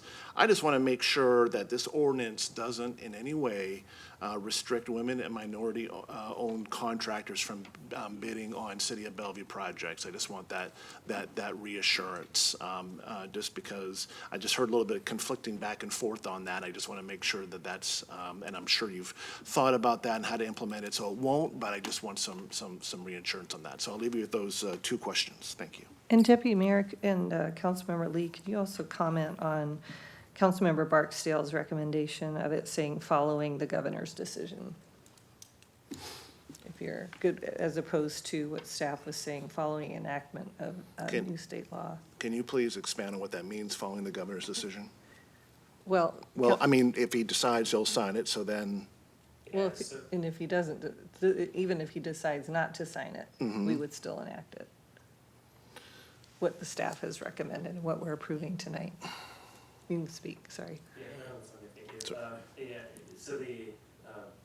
I wanted to just make sure that it would come back, whether the governor decided to approve or adopt or not. So in the language suggested around after the enactment, it wouldn't necessarily come back if the governor didn't enact it, right? So I just wanted to change it to the governor's decision so that whichever way the governor decides. If I understand it correctly, then yes, I'd be in favor of it coming back regardless. Yeah. If he signs it or doesn't sign it, because we'll have more information, we'll know exactly where we stand at that point. So yes, I would be in favor of that. Thank you. Yeah. Okay, Councilmember Lee. My position is that regardless of what the state legislature says, we are a local government, we are Bellevue. This is important to us. We want to address it the way we want to address it. I know it has an obvious impact. We have to react differently. But ultimately, the decision is us, the 7 of us. We don't think, if the governor says no, we're going to lose the whole apprenticeship. No, we're still going to work on it. Okay. If the governor says yes, that's good. Let's see what it fits our requirement. If it fits well, if there's a penalty, I may not go support it. But if it's not penalty, if it's agreed with what we agreed to, that's what I go for. So I'm not going to just automatically surrender to the state legislation. So, this is the way it is. Let's bow our head and just go away. I hope our city council don't go away. We're going to stay here. Thank you. Thank you. I'll come back to you and we'll go to council members. Oh, no, we go to your answers. Forgive me. Thank you so much. I was Yes. gonna mention that. Appreciate it. Yes, so thank you. Regarding the $2 million threshold, we would expect that with the $2 million threshold, 8 contracts, give or take, per year, and this is based on an analysis of the last 5 years and the contracts that, public work contracts that exceed that threshold, we'd expect 8 per year. In terms of how many construction days, I don't have that information available. There's a lot of variability depending on the type of construction and how it's bid out. I would expect that, I'm hesitant to even give an estimate. My estimate would probably be around 100 days, but there would be some that are in excess of that and some that are below. Okay. In terms of the ordinance and restricting women and minority-owned businesses, the ordinance itself does not restrict anybody, but it does place the requirement to comply. And so I think where some of the that question or thought process may come from is that a higher percentage of small businesses have a tendency to not be using apprentices currently, and so it would be a shift in their business practices to move into apprenticeship, and that may present a higher bar for participation for them to be able to bid on these projects if it's not something that they're doing currently. So that's part of the technical assistance that we would be looking to, pulling data to understand what those impacts are and how the apprenticeship utilization is shifting, if it does shift the pool of contractors, and then looking to other states and agencies, especially that report that may be coming through if the Senate version passes, that would give a lot of information to us about how apprenticeship programs across the state are impacting women and minority-owned contractors. Okay, great. Like the technical support, would language services be available then as well to be able to communicate the technical highlights or technical aspects of the program? Yes. I'm assuming. Okay, great. And then if you could, when you come back, if you could do just a little bit of research on the duration based on past projects of 2 million and what that looks like, that would be great. Thank you. Good, thank you, thank you. Councilmember Stokes. Thank you. I think you've done a really tremendous job on this, and there are, on anything, there are differences of opinion and all. I think but we're to the heart of what we really need in this. I think we're pretty much together on it. I agree with, I appreciate the mayor's comments about it and the way she's looking at it, and actually the deputy mayor, I'm kind of looking at that way. And I think on the issue of the one that concerns me is on the issue of enforcement. Enforcement's, one of those words that people get freaked out about, and it is a scary thing in a sense of it. But one of the things that we have to look at is, and I think this is not a bad thing to look at, is that we have to have success, we have to have standards, and the worst thing could happen, and one of the worst things that could happen to this is we don't have any rules on that, and then you can't say that every group coming in are going to do this fine, do this perfect. They're going to make mistakes, and if it was a one-time thing, I would have a real problem with that. But you need something in there that assures that the public and the developers and everybody else involved, and including the people who are actually working there on this, that they don't, they can't just go off in some tangent on something. So they're good standards. We can come up with good standards on it. It has responsibility and has accountability there. And I think any organization that is really wanting to be in the front and working on these things will agree with that. They want to be seen as an organization that is responsible. If we had had 1 year, I think that'd be a real problem. And we're not talking about just if they do one thing, they're out. And we'll make sure on that. But I think that has a good piece in there. It actually helps the public, it helps the builders, and the union to understand that we all want to work together, and we'll work with them. But everybody involved has to take some responsibility to make things work. So I'm not worried about that. I don't think it's going to be something that's going to be negative. In fact, I think it'll be a positive in terms of getting people outside of the apprentices and then unions to work with it, with the understanding that we're all have accountability, but we all have it in a very good, fair way. And I think that's what we've done. I think the whole program really set up in a very positive way. And I'm not worried about, coming back. And I think we have the time period in there. It really helps us go forward on this. We can make a decision now, and whatever the legislature does, then we adjust to that. And like most things, I think it's a really good program set up as it is. A lot of work's gone into it, and we can parse this thing for a long time and not change a whole lot. And I think we're at that point where we have a really good package, and we understand where there's some of the things we want to be careful about, and then we can move forward. So one question I had is, if the legislature does something or doesn't do anything, if they don't do anything, then we can go forward. If they do something, how much do we have to comply with what the legislature sets up as opposed to what we want to do? Well, between now and July 1st of 2024, when the bill takes effect, you can continue to do whatever the council thinks is the right thing to do. As of the date the bill takes effect, assuming one passes, then the city has to comply with the state law. Okay. Thank you. Okay, Councilmember Robertson. So when I think about public bidding, the goals and the public policy reasons for having government agencies go through public bidding requirements is to create an even playing field and to make sure that there's no back channel dealing and to provide low prices, fairness for the people trying to bid and fairness for the agency that is going to be paying for the public work. So when we look at the goals of supporting apprenticeship, what I see is we are wanting to make sure that when we are doing projects, that people are getting trained so that we can have more family wage jobs. One, it helps make sure that there's an adequate supply of people being trained in the construction trades, which I think is really important, but it also helps create a way for people to better themselves, to make that American dream work. The two apprenticeship and public bidding, I think, can go together very well, and I think those goals can be very complementary. But I think if we don't recognize that adding more requirements to your call for bids and what contractors have to comply with, that raises prices. So how do we balance that to make sure that we still get good value in our projects for our taxpayers?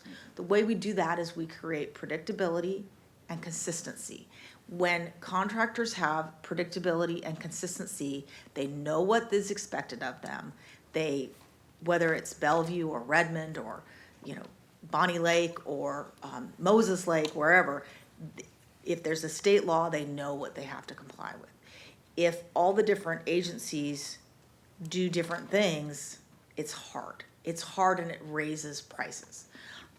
If there's not a state law, though, I can see us looking at what to do and doing the best that we can and making sure that the people bidding on Bellevue work understand what's going in so they have predictability and consistency.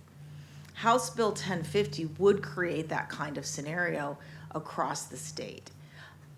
The legislature is due to adjourn in 6 days, so Sunday, or 7 days, so however you count it. And we will know what has been passed, and shortly thereafter, hopefully, we will know what the governor's decision is, whether to veto part, all, or sign the bill. So from my perspective, I think that we should definitely not have staff working on this until we know what is happening with House Bill 1050.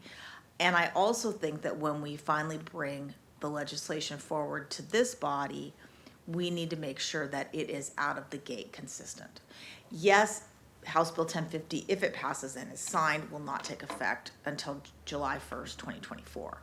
But if our proposal is like the pilot, I think we want to begin, as I always say this, begin as you want to go on, right? We should not be training our contractors and our staff on a program that's going to change in a year. I mean, it would lead to more confusion, less predictability, less consistency.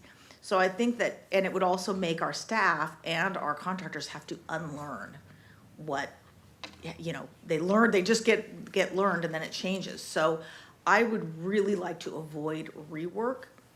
I would like to avoid, in the time leading up to July 1st, 2024, if it passes, a balkanization, so that if a contractor wants to bid in Redmond or they want to bid in Bellevue, it's the same because it's what the state law is going to be. I think that is really good. Having that clarity in the call for bids makes it so that contractors, again, have the predictability and consistency. We will get better prices. We will get better compliance. We will have better partnership. That said, if the Senate version does not pass, I think that Bellevue should build into our system a tracking for women and minority-owned businesses, and the impacts on that, and small businesses. Veterans, I absolutely support adding veterans to that. I think that we need to track that if LNI is not going to, because we need to know what is happening. We want this to help lift up those kind of businesses. We want this to help lift up workers. So that's where I am with that. If the state law doesn't change, then I would say I support tracking. I support phasing in. And I support having the enforcement match what is in state law rather than the debarment. I think debarment's simple, but for all the reasons that Councilmember Zahn stated, I think that we should match this up with House Bill 1050, because chances are if that bill doesn't pass this year, something very close to it will pass next year. So let's just, like I said, begin as we want to go on. Let's do it. Let's do it like the state is planning to do it once we know exactly what they're planning to do, and then let this get done. And I would support, once we know what the state's doing, to have it be effective. Certainly, we can spend the first year making sure our contractors, our employees know how to implement this so that when state law passes, we're already doing that, and it'll be easier to do. Did I hit on everything I was supposed to hit on, Mayor, as far as what you wanted to answer on? Well, I'm going to ask staff, I'm going to keep you on here. Okay. I'm going to ask staff to give us the pros and cons of moving this forward tonight versus waiting. Sure. And I think that we've covered a fair number of those already in the conversation. I did have some notes, but I, of course, drew all over the back of them. So I'll start with the cons to adopting in late May. So we're not at all talking about adopting something prior to the governor's final decision. The primary cons are the rework that's been discussed around creating and implementing the program, especially around the enforcement piece, and then having to come back and modify that at a later date. And then also the potential confusion, as Councilmember Robertson pointed out, that may create with our So contractor. these are the cons to moving it forward tonight. Yes, Yeah, correct. okay. And so while those are out there, I think that the confusion is something that we would definitely want to get out in front of if we were to pass something that has the debarment provision in it, and ensure that we're very clear in our communications to our contractor community. And then in terms of the rework, there would be some elements where we would have to pull together the language and what would take place in the event of debarment. It would not be our first priority for what we would be working on, I would say, as staff. We would want to make sure that we're creating something that's consistent with our ordinance. But the components from my perspective that are likely to be more difficult to pull together and put into our administrative policies, practices, and to document are probably more around the good faith efforts and the process for reviewing and determining percentage utilization requirements based on what's available in the market, as well as some of the other documentation, all the things that we would need to implement along with the state. So I think that the bulk of what we would need to pull together is identical, except for this enforcement piece. And then, like I mentioned, getting out in front of the communication with our contractors to ensure they're aware of what's going on. The pros of adopting now are really the time to prepare and learn. I don't know that there's going to be a substitute for us in terms of actually getting our hands into this, hands-on experience with ourselves and our contractors of going through the actual process of reviewing the scope, looking at what's out there, putting this through a bid, seeing what comes through, what our contractors have to say about that over the course of the actual process, and then going through the steps of monitoring. I see a whole lot of upside to having that experience prior to the I guess more rigid structure that would be coming from the state, where we wouldn't have an opportunity. If we waited, we wouldn't have an opportunity to get that practice in place before we have to comply with all of the elements of the state bill, including the compliance. We would The other thing is that we would, and I think I mentioned this before, we would have to sort out the penalties and the incentives either way if the House bill passes. So while that is a potential component of the rework, it is work that we would have to do in either case if the bill passes. Mayor, can I respond? Yeah, just one second. Of course.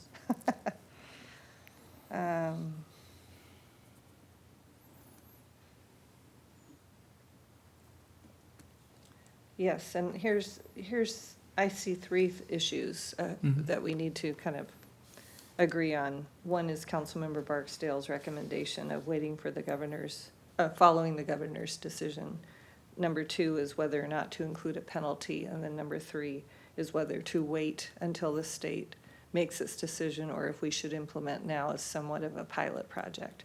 So what I'm going to do is I'm going to let Councilmember Robertson finish, and then we'll start over. And you can say what you want, but I'd like to include those three things, if you would, please. Go ahead, Councilmember Robertson. Thank you. I just wanted to clarify,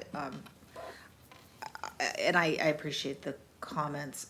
I was not suggesting waiting to have our program begin in 2024. What I was suggesting is to wait to see what passes and what the governor will sign, and then making our program match that and have it take effect this year. That way we have the year of learning, but it's learning the program that we will be doing in 2024. I was thinking it's like, if we had our own program that was different, it'd be like learning to drive in England and spending your first year driving in England when you know that you're going to be driving in the United States for the rest of your life, right? And then when you come to the United States after a year of driving in England and only ever learning to drive in England, trying to learn to drive in the United States on the right side of the road where everything's reversed, you're still going to be grinding those gears the first year you're here, right? I mean, same kind of thing. Anyway. Okay, Ira, you had something you wanted to say. Yeah, I just, to add to that and clarify, and I think Kathy may have mentioned some of this, so correct me if I am incorrect in this. So the plan already would be that between the state's final decision and bringing back our ordinance, we would match up as many of the elements of the program as we could in the timeline that we have to what is at the state level. The enforcement is a particular component that we would not have enough information between now and, say, the end of May to be able to address that in our ordinance, because the guidance that we'll be getting from the state won't come through until the end of the year.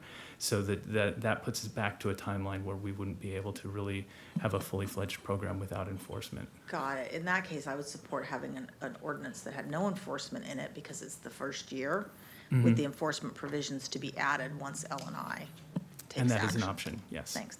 I agree with that. Okay, so to clarify, regardless of what we move forward tonight, nothing would be implemented until the governor makes a decision. And at that point, it would be trued up to that decision and then implemented. It's not like we would implement our own independent plan. Governor makes a decision that's different from that, then we switch gears and we go to that, correct? Correct. Go ahead. Yes, with the exception of the enforcement With the program. exception of the enforcement. Gotcha. Okay. Councilmember Zahn. Yeah, thank you. I did want to make sure that we summarize that because we've talked a lot about rework and confusion. The 1050 does not have a lot of specificity about what good faith efforts are. And so if we take the penalty and enforcement off the table when we implement, then the only thing we're waiting for is it 2 million or is it 1 million? There is all of the other provisions are either already spelled out and aligns with what we were already looking at. So I don't see the rework, only the changing the 1 or 2 million, depending on what gets passed there.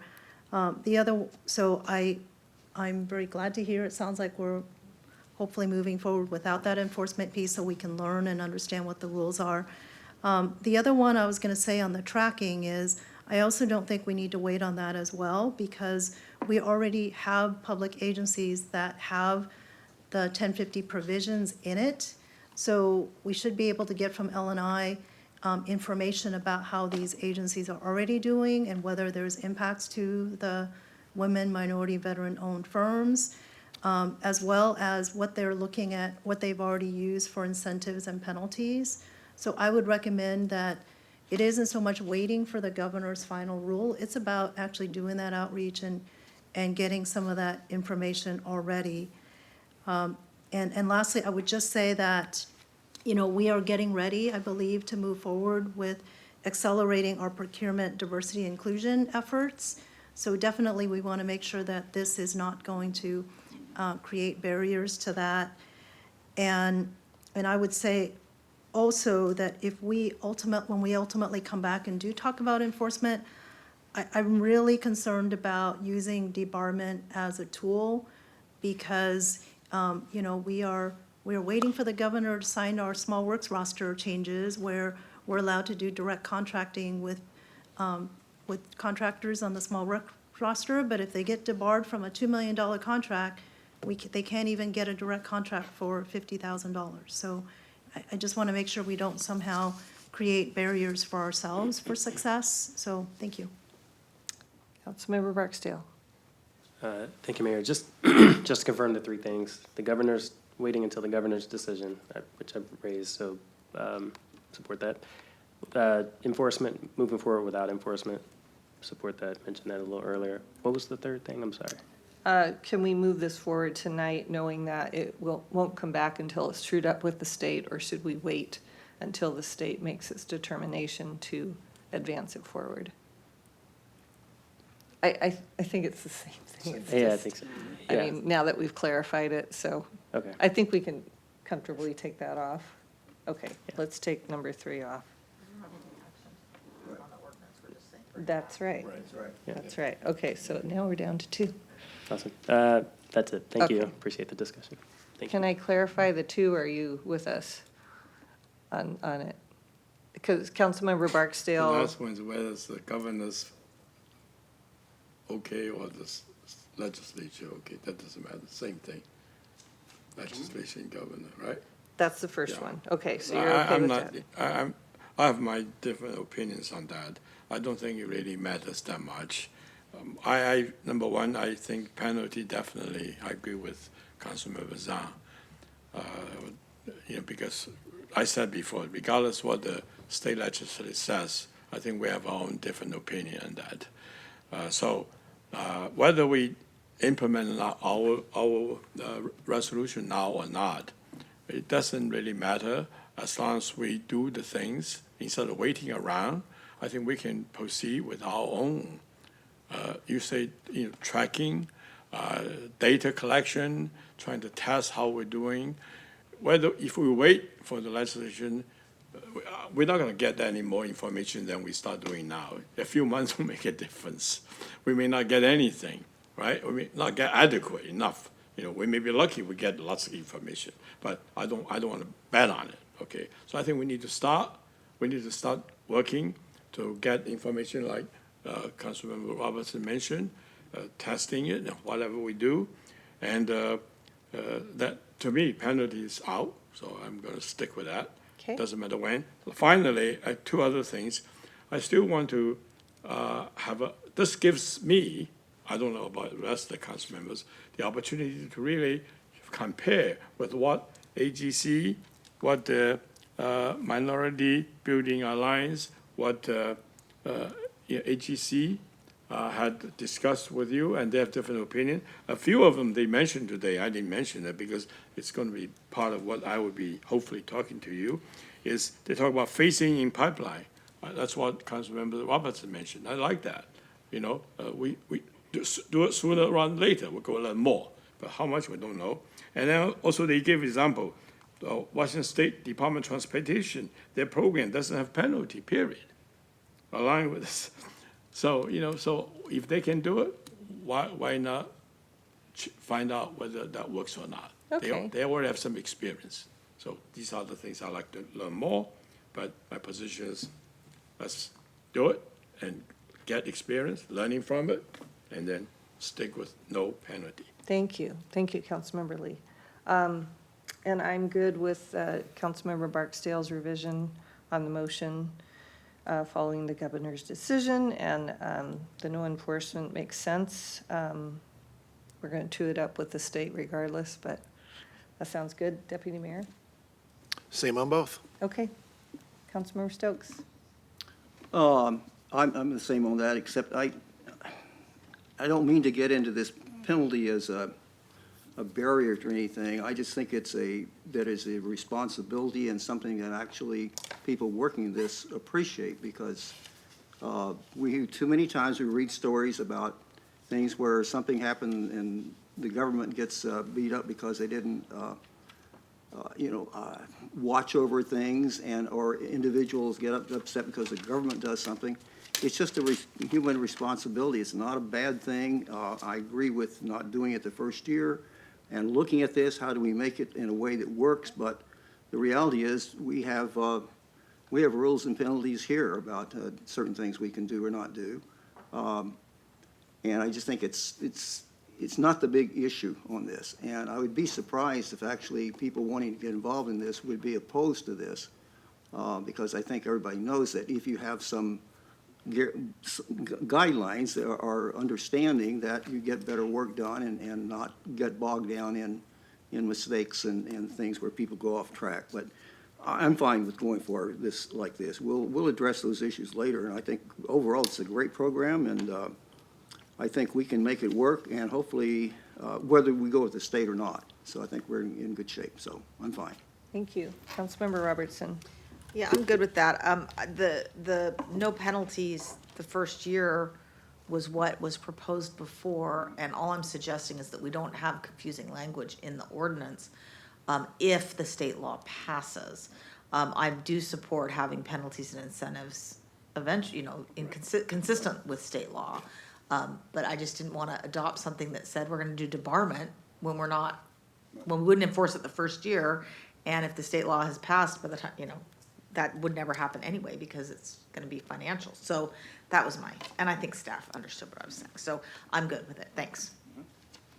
So I'm looking for a motion that will direct the staff to prepare the ordinance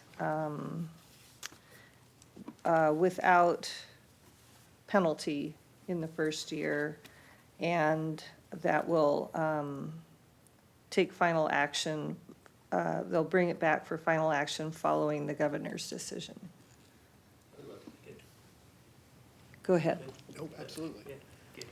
I move to direct staff to prepare an ordinance amending Bellevue City Code Chapter 4.28 to establish apprenticeship utilization requirements without enforcement for certain public works projects for council action at a future meeting after the governor's decision.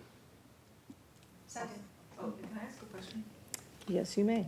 So is it implied in the motion that if HB 1050 passes, that the ordinance that comes back will be consistent therewith? Because that wasn't stated in the motion. I just wanted to understand if that's what. With no enforcement. Right, Yes. except for the But I enforcement, because mean, we're waiting on LMI. Is it understood that? Once we get the guidance. Yes, once the governor either vetoes or signs, then we'll know what the law is. And what I think we were hearing is you'd like us to incorporate into what comes back to you the end of May, the provisions of the state law, but no enforcement provision, either debarment or penalty. There just won't be any in there for now. And then, of course, we'll have to come back with a recommended amendment to the ordinance later if the law passes, to implement a penalty and a financial incentive program. If the state has that If the in state- its law. yes. So I think the question is, do we need to mention that we are going to be consistent with state law, or is that implied? I think we understand that that's what your Okay, intent is. that's the Okay, question. that's good enough for me. Thank you. Okay, All the- I need a clarification. okay. Consistent with what the state law, which means what? When the governor makes the Well, decision, I'm wanting to talk about penalty. where penalties out, but, Right? but, At that time, we'll bring it back to us and we'll talk about our, okay, that law. sounds good. okay? All right. It's not, I'm not blanket agreement to that penalty included automatically coming back. We need to talk about it. Okay, you. that sounds good. We'll I have go lots along of with time it. to talk about Yes, it thank when you. it comes back to us. Okay. All right, all those in favor say aye. Aye. Any opposed? Okay, that's a victory. I'm going to take a break, and we'll come back at 25 after. Okay, we're going to resume for our next study session item. Mr. Miyake, could you introduce, please? Sure, thank you, Mayor. Council members, this last item on your study session agenda this evening is for council consideration of an interim official control, which is intended to increase the production of both residential and affordable housing units in the downtown area. The interim official control proposes temporary regulations in the downtown to encourage residential development by increasing the residential floor area ratio and providing development flexibility in exchange for affordable housing. We have staff here this evening to go through this interim official control and answer questions on the part of council. We have joining us tonight Liz Stead, our co-interim director, as well as to her right, Nick Whipple, Code and Policy Planning Manager, and to his right, Matthew Menard, Code and Policy Senior Planner. They're all from the Development Services Department. I'm going to hand this over to you, Liz, to kick off the presentation. Thank you, City Manager. Good evening, council members. Mayor Robinson, Deputy Mayor Neuenhuis. We're excited to be here again for another installment in Next Right Work. So thank you for having us tonight. We are going to be talking a little bit, as City Manager mentioned, about a potential FAR increase for residential in the downtown. I do want to go to the next slide, which is our direction for council consideration, and just let you know that we did have a little bit of a change from what was in your packet. We had originally thought that we would go ahead and ask you for direction and to pass an ordinance prior to actually having the public hearing. But we did some looking into it and found that we could have a public hearing prior to the ordinance. And we hoped the council would prefer to have that opportunity to hear from the public. So we did go ahead and make that change. So you will have a public hearing prior to us coming back. So right now, we are asking that you provide us some input and direct staff to schedule the public hearing and final action on the IOC at a future meeting. Thank you. So does that mean no action tonight at all? Just Direction. But not direction to bring it back, just direction on what to consider and to have a public hearing? Right. Ideally, we would have direction to schedule the public hearing and take final action. We could do both of those in the same evening. Okay. If council chose. Okay. The agenda this evening, we're going to go through the context and background, the policy objectives and approach. We will also talk about what are those components of this Phase 1 IOC. And then we'll talk a little bit about the staff recommendations and input and timeline. We'll also be spending some time throughout all of this talking about what some of our stakeholders have talked to us about in the just countless hours of outreach that both Nick and Matthew have taken on and have been done very successfully. As you can tell, we've heard a lot from different stakeholders, so that's been great to inform this. I'll go ahead and pass this over to Nick right now to continue the presentation. Great, thank you, Liz, and good evening, Mayor Robinson, Deputy Mayor Neuenhuis, members of the council. So we wanted to first start with a little bit of context around some of the current housing topics that are being discussed through the various planning efforts that the city is undertaking. Through the Comprehensive Plan Periodic Update, there's the Wilburton Planning Area Effort, the Bell Red Look Forward, the implementation of the Affordable Housing Strategy. All of these planning efforts are looking at addressing various aspects on the housing spectrum. So looking at types of housing units that we want to prioritize in the city and where, affordability levels, distribution of affordable housing across the city. There's been conversations about affordability tools that we might choose to implement, including inclusionary affordability. There's housing stability and funding, as well as use of some innovative tools when we have those opportunities. And as you'll hear about tonight with the interim official control, we view this as one innovative tool that we might be able to implement to enact change rather quickly to see how we can spur some additional residential development in the downtown. So the Next Right work is what this project is kind of nested under. The Next Right work is intended to supplement the affordable housing strategy and some of the ongoing housing work that we just talked about. Back in July of 2022, the council did select 3 actions with the Next Right work focus being on increasing production of both market rate housing as well as affordable housing. So in July, council selected 3 actions, the first being micro apartments, and that was to reduce barriers to micro apartments. That action has moved its way through the Planning Commission. You'll be hearing about their recommendation next Monday. The next item is to reduce fees for permitting and inspection of affordable housing projects. And that item will be coming back later in Q2 for you all as well. And then the third action is to increase the residential floor area ratio, which we're bringing that item tonight. And we have a phased approach, with phase 1 being tonight's focused conversation. Then in January, you also selected 2 additional actions to initiate, one around middle housing, and then the other one related to permit streamlining, excuse me. So wanted to talk about the policy objectives of the Next Right work action to increase residential floor area ratio, so the topic for tonight. So with this action, we are hoping to encourage residential development while also increasing affordable housing production and allow for some application-ready residential projects downtown to move forward. So to meet those policy objectives, we're going to talk about 3 different tools that we're including as part of this interim official control that will get us to those objectives. So with the tools, I should note, are also being deployed as a package to both promote market rate and affordable housing, and also respond to the market shifts that we're seeing with office demand beginning to cool. So with the first tool, we'll talk about increasing the residential floor area ratio in exchange for affordable housing. We'll also talk about ways that we could relax some of our form standards and provide development flexibility for projects that include a certain amount of affordable housing within their project. And then we'll touch on the flexibility on how FAR, or floor area ratio, gets to be moved around in a downtown perimeter site within a single project limit.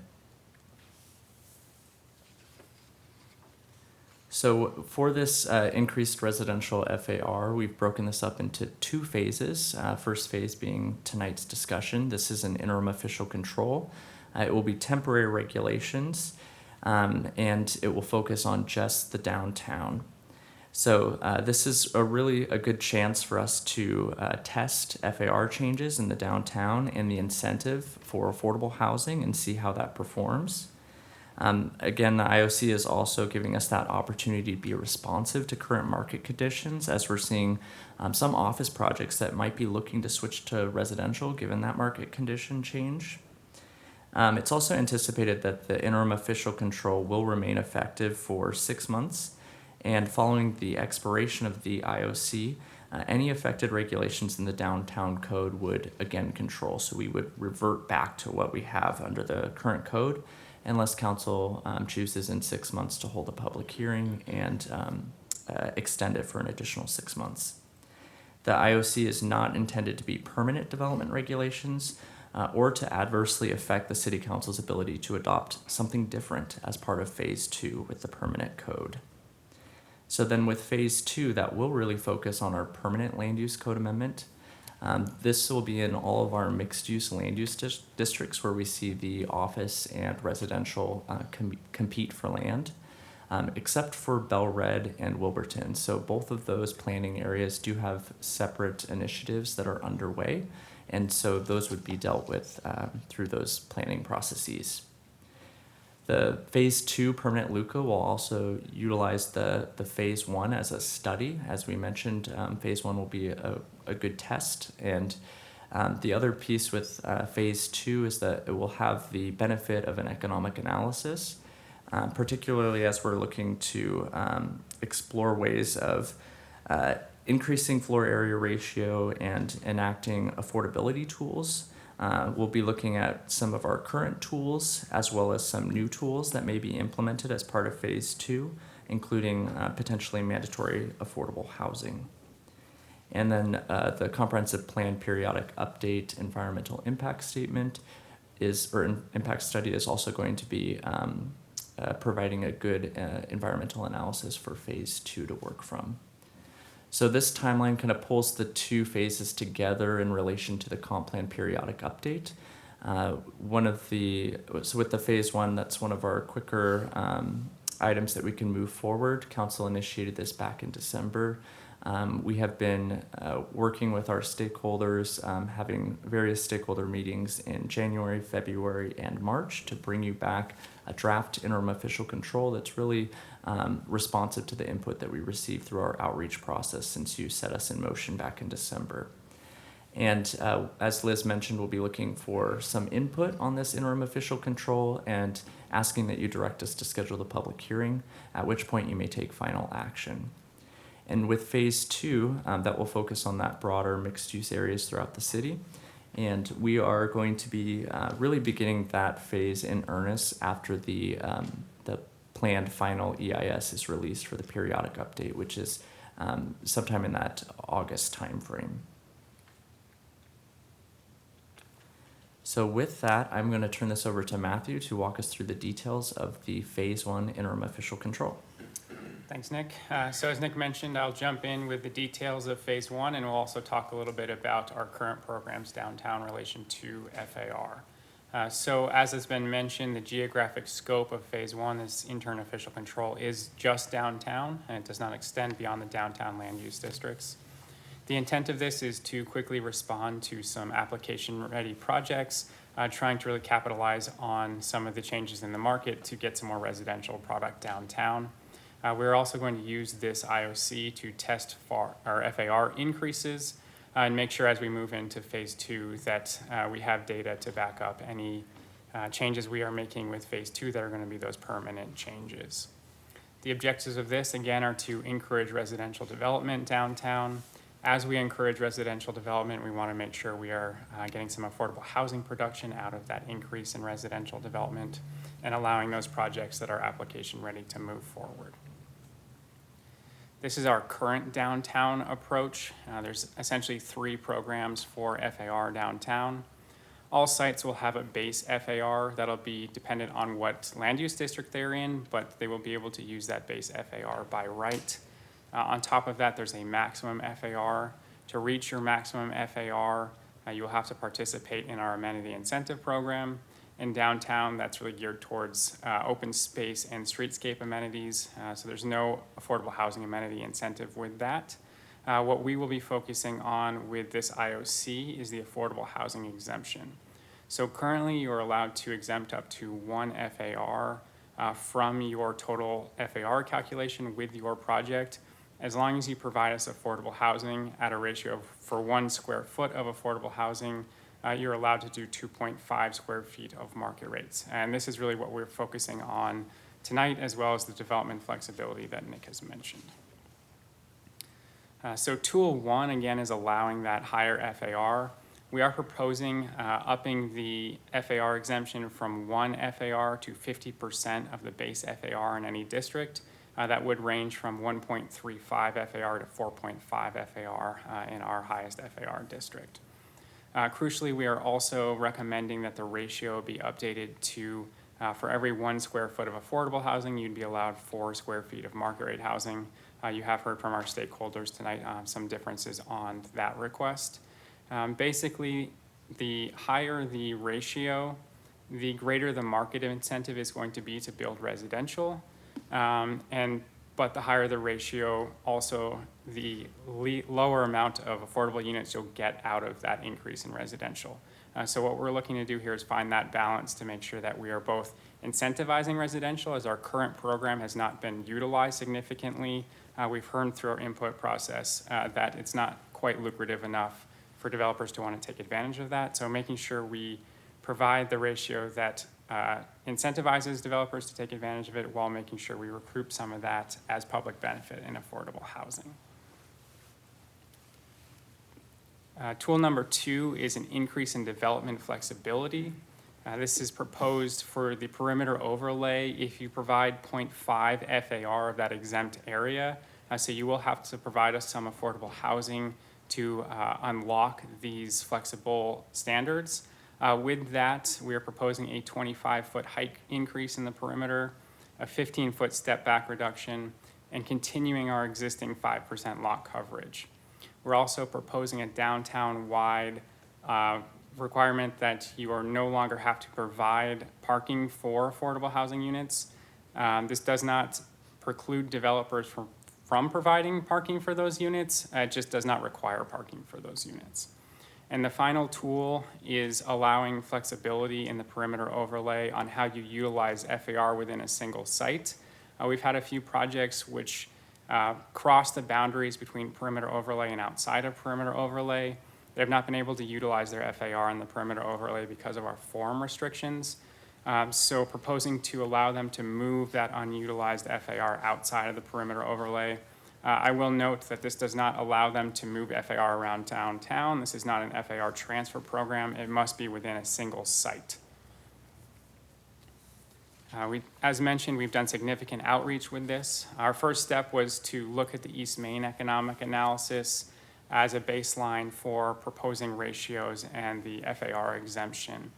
We did bring that to our internal consultant to check our numbers. With that analysis, we brought it to our affordable housing team.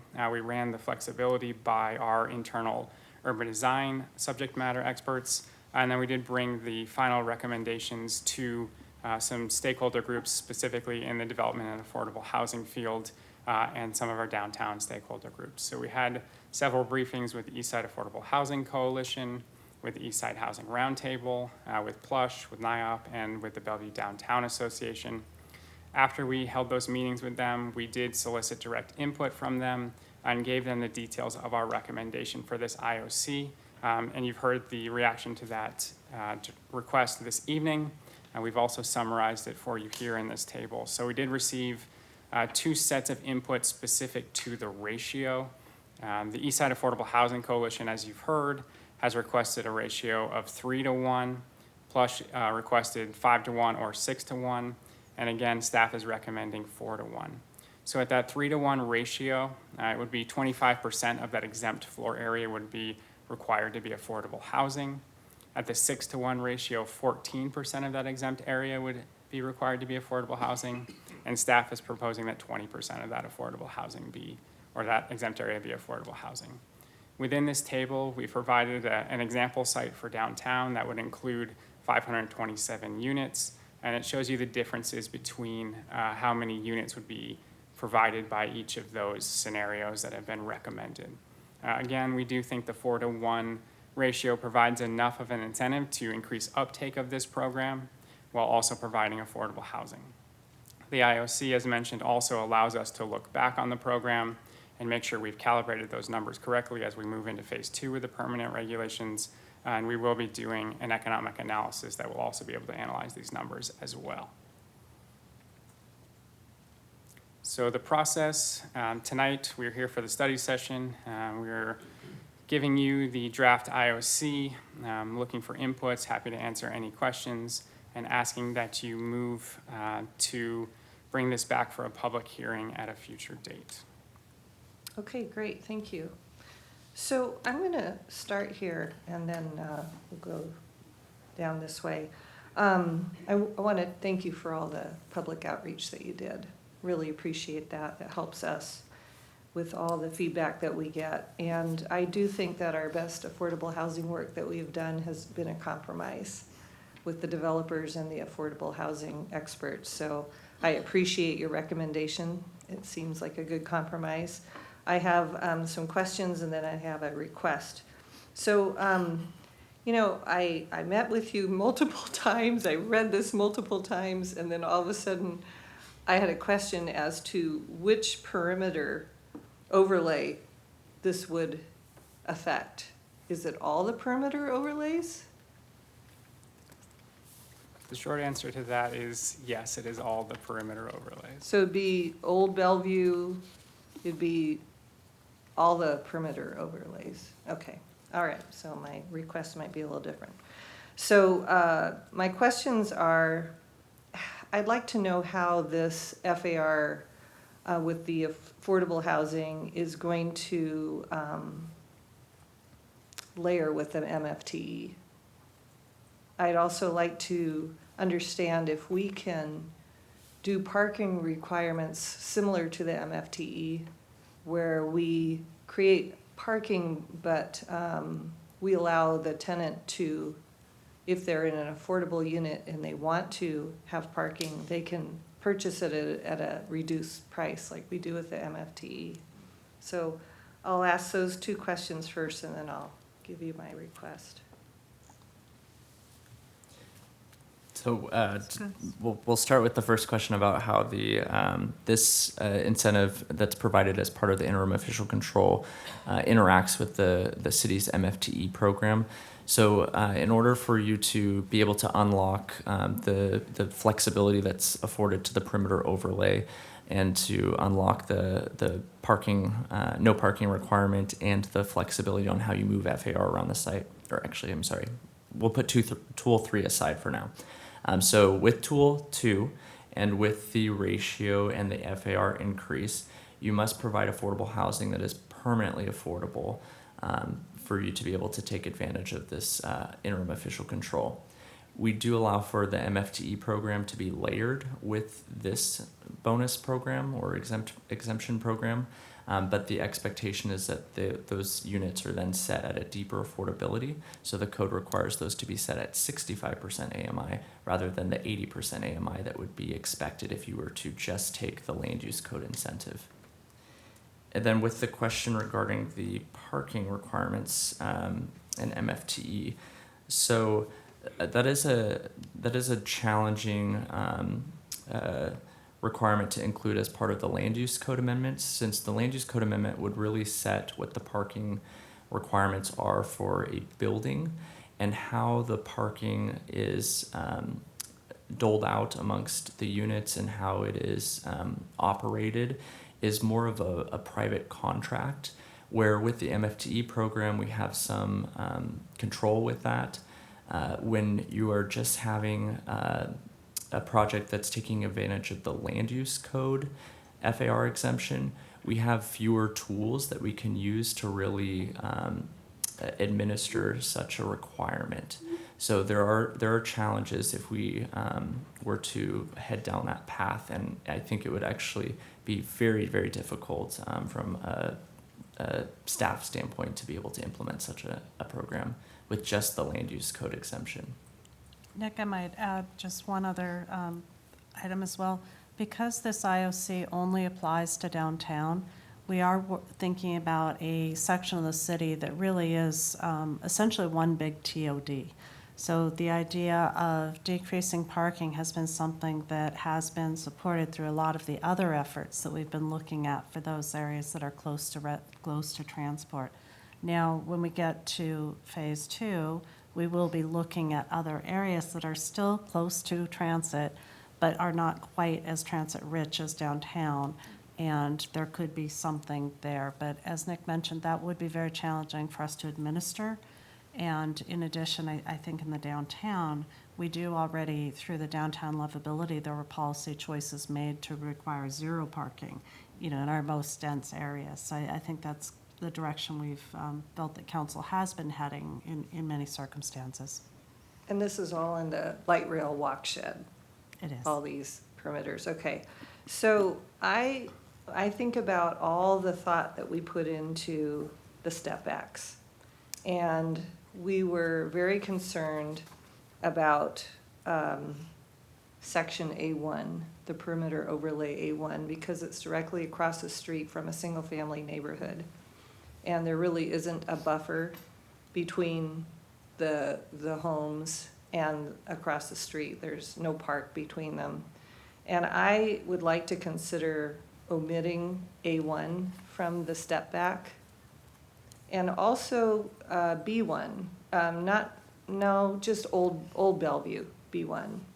Because to me, it's about the pedestrian experience down there. That is such a pedestrian heavy area. And I would just like to consider that, maybe ask the community to weigh in on that in the old Bellevue district along Main Street.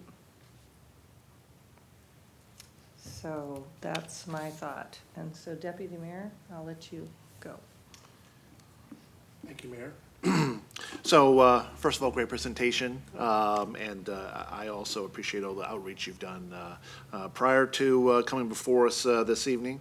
And I've heard from many in the development community about how they've been working closely with staff on the proposal, and they can promote that, both market rate and affordable housing units in downtown Bellevue, and really appreciate the phased approach. I think that makes a lot of sense, so I appreciate that as well.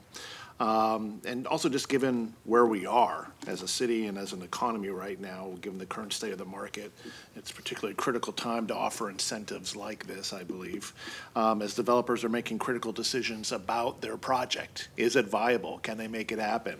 And we certainly want them to make it happen in the city of Bellevue.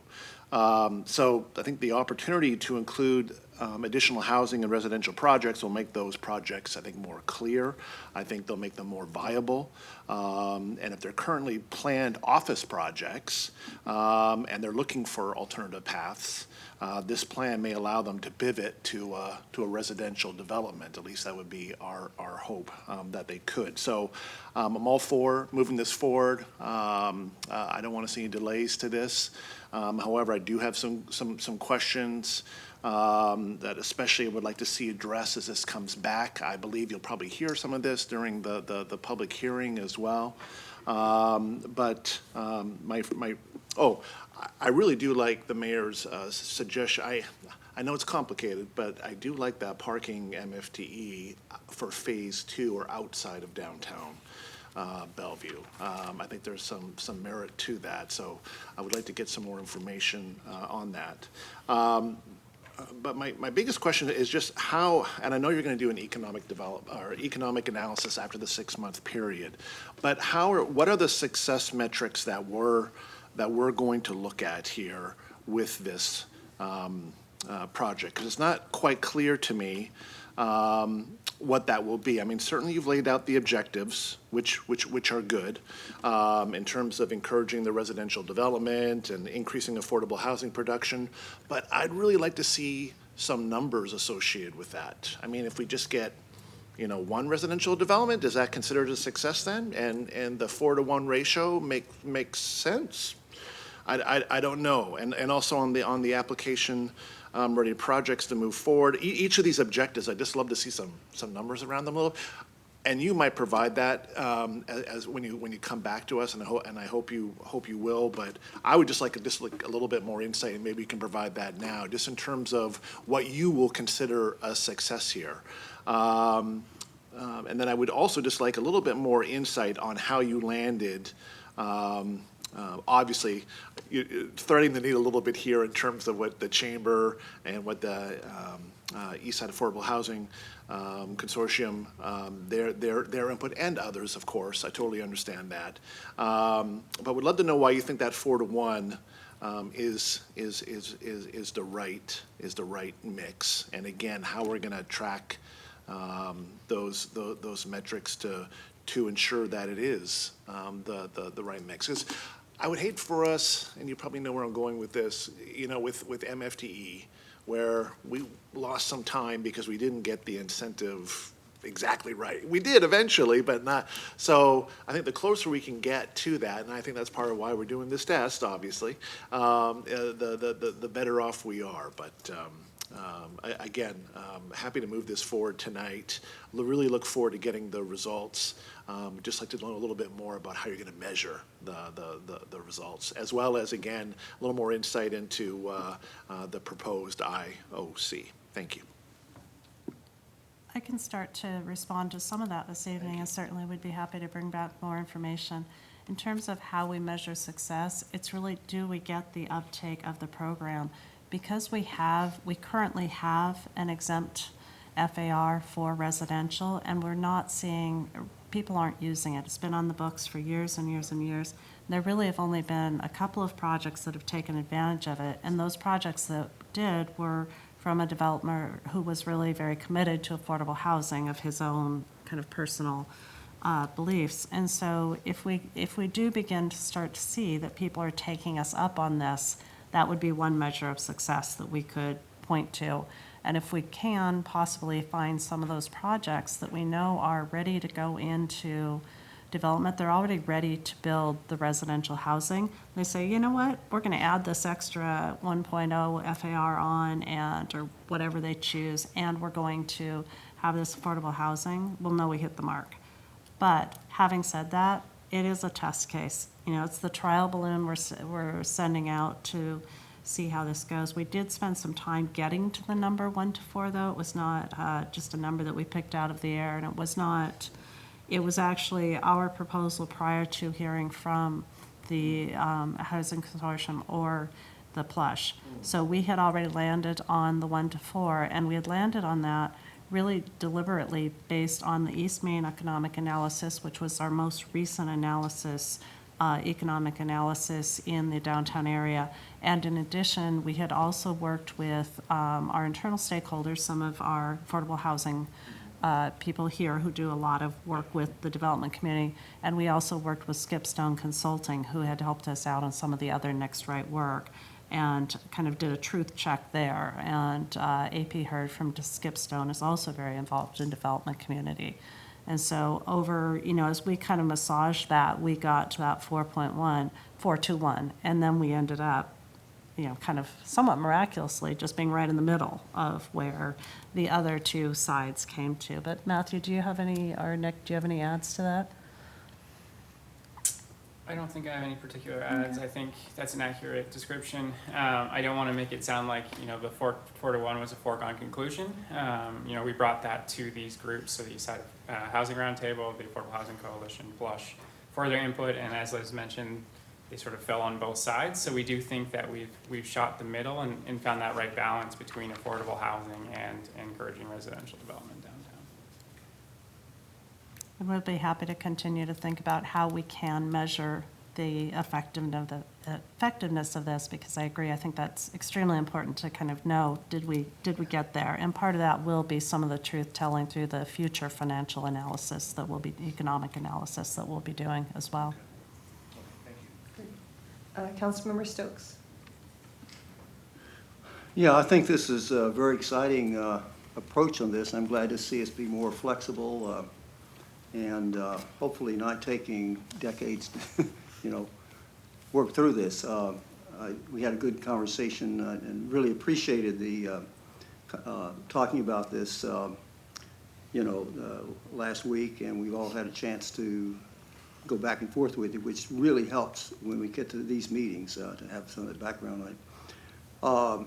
I agree with the comments that have been made on this so far. I'm looking at how much flexibility and how much forward thinking we're doing in a sense on this. And as the mayor mentioned, you know, there's some pieces in there that don't necessarily just fit on the map here in terms of flexibility. And one of the things I'm interested in is how East Main and then Main Street and going into Old Bellevue and then some of the areas around there, how flexible we are going to be on that, and even the changes going into back from an Old Bellevue area by Maidenbower. So there's just a lot of changes already going on in that whole area, and it's not anything we've driven necessarily. And I think we have a lot of, seems to be a lot of incentive by people to move in that area and that whole downtown area, which is part of that. So we're doing something different we haven't faced before in a sense, particularly from this area. So I think when you, the step backs that you put on here, things to look at, you know, taking this flexibility approach, have a better FAR and flexibility on that. All of these things are going to, I think, result in us moving on this much more quicker than we normally do, and also should be something that gains us a lot more livability in that area. And you know, frankly, when you go down there, if you were here 5 years ago, you'd go down there and you'd see a totally different place from now. So it's already, it's an area that's by itself is really developing in a very, very strong way. So again, I think that's one of the things we're looking at, and my sense is that you're taking that into account on how to increase that in these whole areas along there. And, there are things like, what to do with Main Street and how do you, so it's exciting to see we're actually tackling that area that is growing very fast. And of course, when light rail finally gets here, that's going to have a big impact on it as well. I mean, it is a more vibrant area than it's ever been. And I think it's really smart of us to get on that and not just let it go and work in this. So I'm very pleased with where it's going. I think there are things to look at. We're not sure. We're taking a gamble to a certain extent on things, and who would have known what what was going to change things 4 years ago. But I do like the fact that you're looking at this with an increased pace and really looking at the flexibility and how we can get going on it. And the conversation, I think, has been very positive. So I'm very bullish on this, and I think talking to the public is going to be very helpful. And then we'll have time to really go over these things. But when it comes down to it, we need to work in a program and put it in place. And I think we're, again, developing ways to move things quicker than we used to. And it's going to take all of us, the council as well as staff and the community together. So I think it's an exciting process, and we'll see how it goes. Okay, thank you. Councilmember Robertson. Thanks. First, I wanted to say I support the IOC. I had a question about timing, because originally and typically when we do interim official controls, we pass it, then we hold the public hearing after. And I know that especially folks who are ready to pull permits are very eager to get going. And we have the June 30th deadline, and we adopted that change in code to allow people to vest by June 30th. And I'm a little bit worried that the timing on that and the timing on this, if we delay, it'll close that window. So it would be nice if we did this in time to allow people to vest by June 30th. Or if we don't, whether we would allow people to amend their applications to take advantage of this if they are trying to vest by June 30th.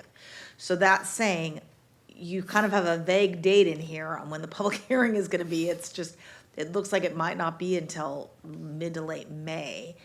What is the actual date you are honing in on for action by council on this? So we are tentatively, if we get direction to schedule the public hearing, would be bringing this back on May 22nd for council adoption of this. You can't bring it back any sooner? I mean, it's the 17th. If you went out for publication on a public hearing now, you should be able to have this on the first meeting in May, second meeting in May. We could look at how we might be able to work with Charmaine maybe and see how we might be able to move this a little I'm just quicker. doing the math in my head. We do have provisions where a lot of the applications that want to take advantage are really interested in submitting their ADRs, and that would vest them. And I think some of these projects are even giving up on the chance of vesting to the building code, at least some of the ones that we've been talking to. But some of those that are even closer along, this would probably help them to get this enacted even sooner. I mean, because we could pass it. I mean, the ordinance is in the packet. We could pass it tonight and hold the hearing. But anyway, so let me just say, I'd like us to move with all due haste on getting this in front of council for passage, assuming that my colleagues agree that the IOC is good enough as it is now currently drafted. And then we hold the public hearing, or we hold the public hearing sooner and take action. Okay, that's the comment on the timing. Secondly, on the substance of it, on the 4-1, it's interesting. I'm absolutely willing to move it forward with that. I think it's interesting that some of the I think it was HDC wanted 1 to 3. 1 to 2.5 is what we currently have, and no one's using it. So 1 to 3 ratio seems like it's not enough of a lift to incentivize, because the higher the ratio is, 4 to 1, 5 to 1, 6 to 1, the higher the utilization will be.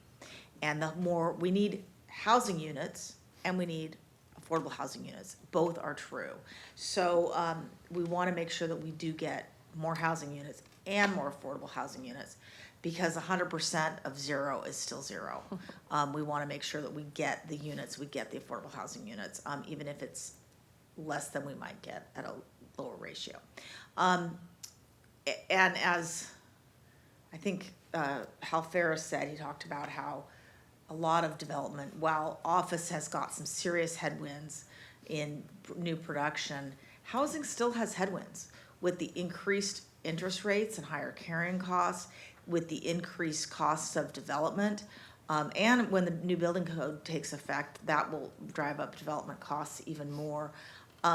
Incentivizing to get what we want is really important. So I definitely would like us, assuming the council passes this, to track the impacts, to make sure that when we move towards permanent regulations that the ratio is correct.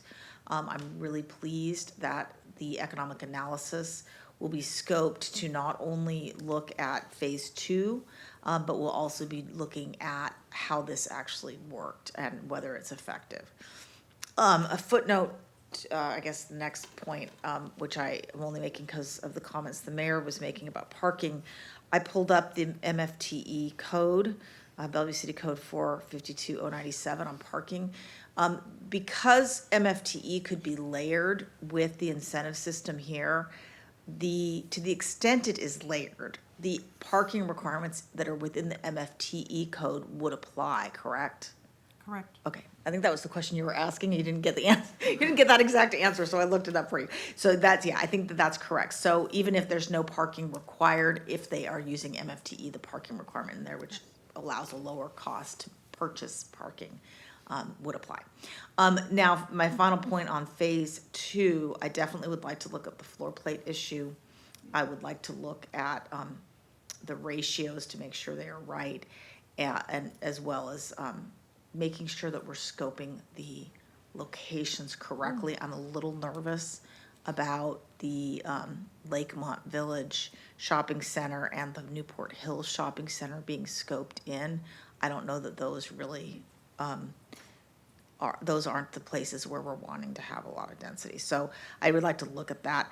I also would like to make sure that we are continuing to work with, I guess BDA is putting together a committee. We got a comment on email about that. The Plush Committee is going to stay very involved, and the East Side Affordable Housing Consortium is going to stay very involved. So definitely want to work with them about on phase 2 to make sure that that is scoped correctly and right-sized based on the economic analysis. So those are my comments. Thank you.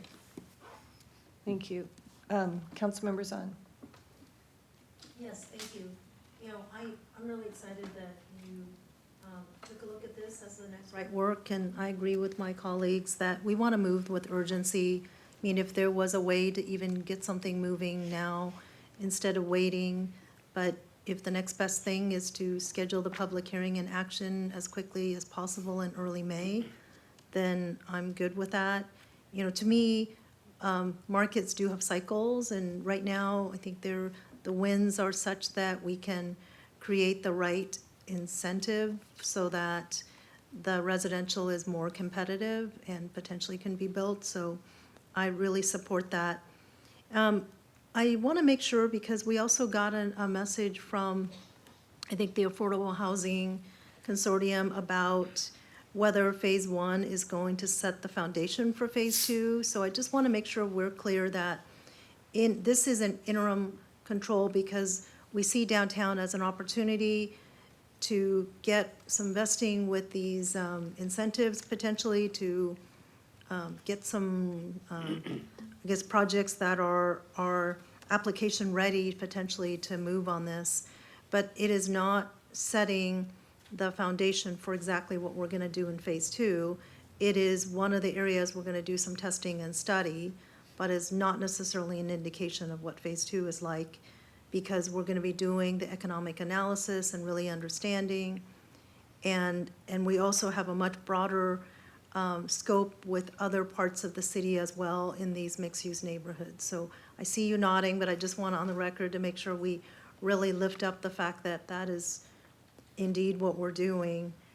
And then on the 4-to-1, I mean, what I see is that through multiple ways, you're kind of honing in on 4-1 as that vetting and test case. So I'm good with that. It seems like it brackets maybe some of the different perspectives and creates a compromise, and then this is a test to see if it works. Thankful that I'm hearing the stacking with the MFTE. I did have a question on the perimeter overlay. So just for those that don't, keep all this stuff in our heads, when we say 25-foot additional, on top of what height? So what height are we talking about in those perimeter overlay areas? So it's going to vary pretty significantly between the perimeter overlay. I think the sort of relevant one is the lowest height is going to be 70 feet. So it's going to go 70 feet up to several hundred feet, basically, in the perimeter overlay districts. Okay, so those areas that are closest to neighborhoods like the mayor was talking about along 100th, those would potentially, with affordable housing, go from 70 feet to 95 feet then? Yes, so A1 is going to be our lowest height district in the perimeter. Okay. And so when we go to phase 2 and we are in those mixed-use districts, it'd be really important to have that community outreach and really understand, what are the interests overall and what we're trying to do. Because there's a lot of orange areas within that map for phase 2. So I guess I didn't really have any questions so much as to the degree we can move with more urgency. I think that this is an opportunity to take advantage of more residential and also affordable housing. So thank you. Councilmember Zahn, too, if I may, I can state it into the record that this IOC is intended to be temporary, so it would be effective for 6 months, at which point council would have a decision whether you would like to extend the IOC after holding another public hearing. And this is in no way intended to be permanent regulations or adversely impacting the council's decision to enact different regulations as part of phase 2. Okay, so if we did extend, does that mean that phase 2 would be delayed by that additional 6 months, or would we concurrently be working on phase 2 while phase 1 gets extended? The second. So we would be beginning phase 2 really in earnest after the final EIS is released. And if the timing for this, if council would like to take this up as a renewal of the IOC while we're continuing work on phase 2, that's an option that would be available as well. Okay, well, it seems like if we have that option, it would give us the most options available to us, because we don't have any guarantees about how quickly development may be willing to take advantage of these incentives that are in front of us, right? We do have higher interest rates and lots of things going on in our uncertain marketplace, so, okay, thank you. Councilmember Barksdale. All right, thank you, Mayor. First, I also just want to build on to I really like this IOC approach as an agile way to get things moving and get some early feedback. And it sounds like there's already going to be additional outreach going into phase 2, which is awesome. And then when the changes from phase 2 take effect, are those essentially changes to the downtown amenity incentive program? So this would all integrate into the amenity incentive program. And then on the success metrics, I like that conversation or the idea. I would say if we could, I don't know if this would make sense, but like look at production across all of the number of affordable units at different AMI levels relative to the need, if we're not already doing that, and sort of where like distribution from across the different programs. But not sure how feasible that is, but I think that would be really interesting to look at. Certainly, we can look at that. And just to clarify, too, with the point you had made about phase 2 potentially looking at the incentive program that we have in downtown and perhaps including affordable housing as one of those amenity options that's provided for downtown. We will be looking at, of course, our existing programs and ways that we get affordable housing throughout the city, but we'll also be looking at different affordability tools. So it might be something that's slightly different in the downtown and in Wilburton, Bellred, all those other areas. So we wouldn't be limiting ourselves necessarily to the structure we have in place today. Perfect, thank you. Councilmember Lee. Thank you. I like this approach. You know that affordable housing is an important issue for the city. So, this is something that we can do without delay. I think the whole affordable housing program should continue. But this is an opportunity that we need to get a signal to the developers in an area where something can happen. Like you mentioned, there's a reason for it. There's interest, people waiting, looking. So rather than waiting for the whole, again, affordable housing program to be in full, bloom. And as we know also, progress comes incrementally. So I like this approach. So what you've done so far, have touched, I think the outreach you have done, touched the right people. You've talked to the affordable housing folks, the developers, PDA, and so on. But you are still looking at some perimeter, like the mayor mentioned, and how it may, because you're going to increase the heights and so on, and affordable housing, it's another, program that's going to be impacting folks. And so when you briefed me earlier, I asked, whether you have included the community, individual residents, small businesses in general, and also resident associations, to make sure that they know what's going on, make sure that you confirm with them and with the city's vision, our vision, to make sure that the impact is understood. I think that's important. So I appreciate this.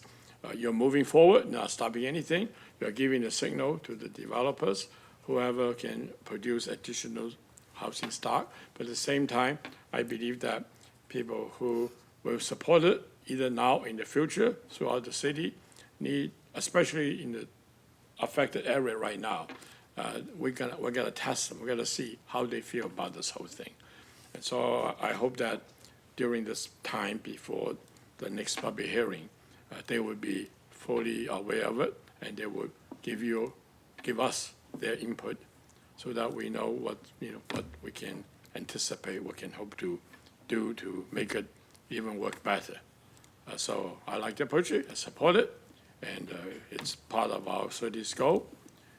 But I just want to be sure that you do the outreach without being surprised when you go to phase 2. Thank you. Thank you. So can I just add, can you just tell me what the impact would be if we exempted A1 and downtown Old Bellevue District from the step-back revision that you're proposing?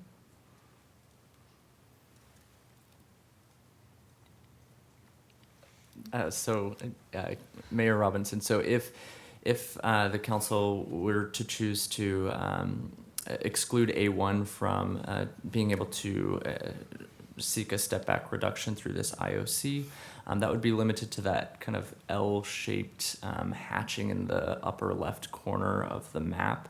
So that's the one of the only areas in downtown, as you mentioned, Mayor, that doesn't have a buffer before those single-family neighborhoods.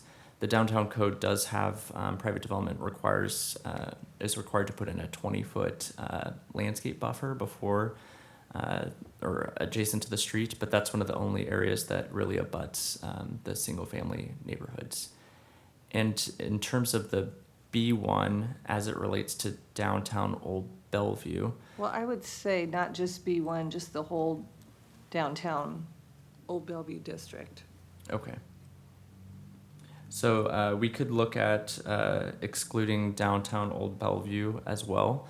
I do want to also mention that the step backs that are required in Old Bellevue and that are required anywhere in the perimeter overlays can already be reduced, and there are certain criteria that developers have to meet in order to get that step back reduction.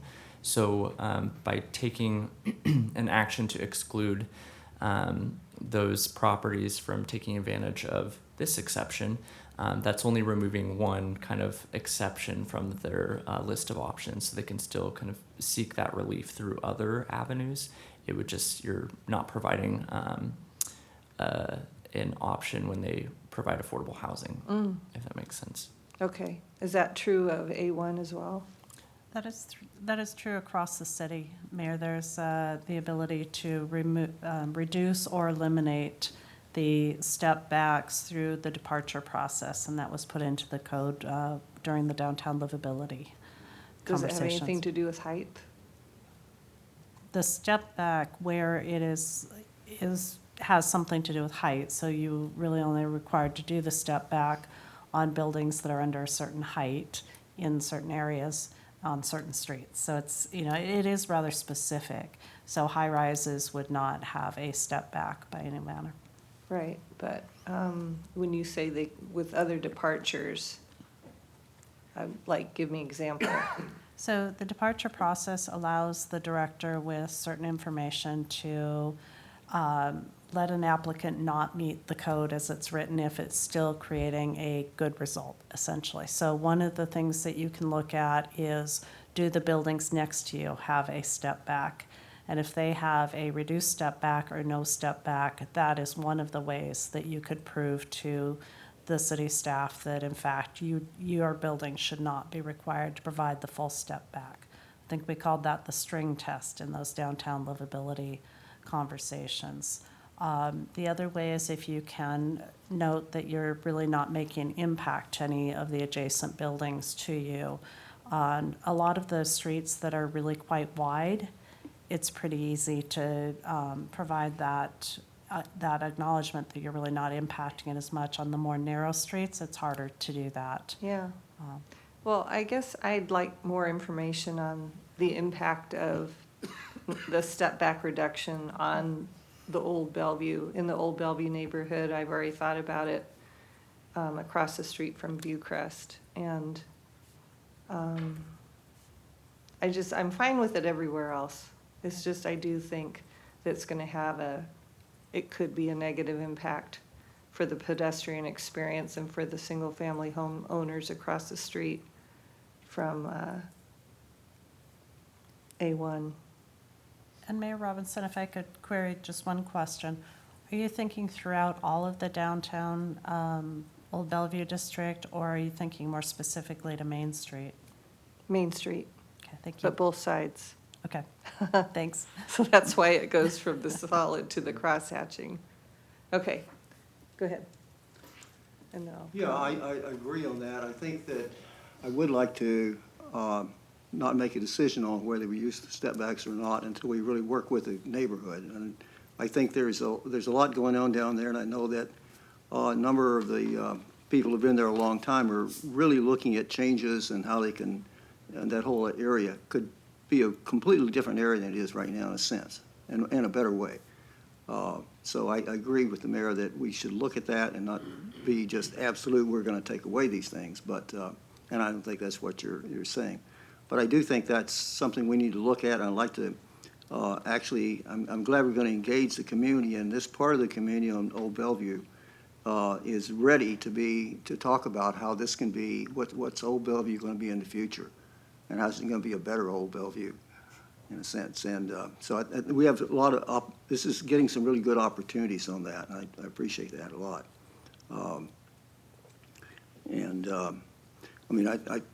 Anyhow, that's all I want to just make, is that I understand looking at this, and it is a question of the trade-offs of have a building pushed over and not much of a sidewalk, and having a sidewalk, particularly in that area, because the walkability is a very important piece. So that's an issue I think we need to work on a lot.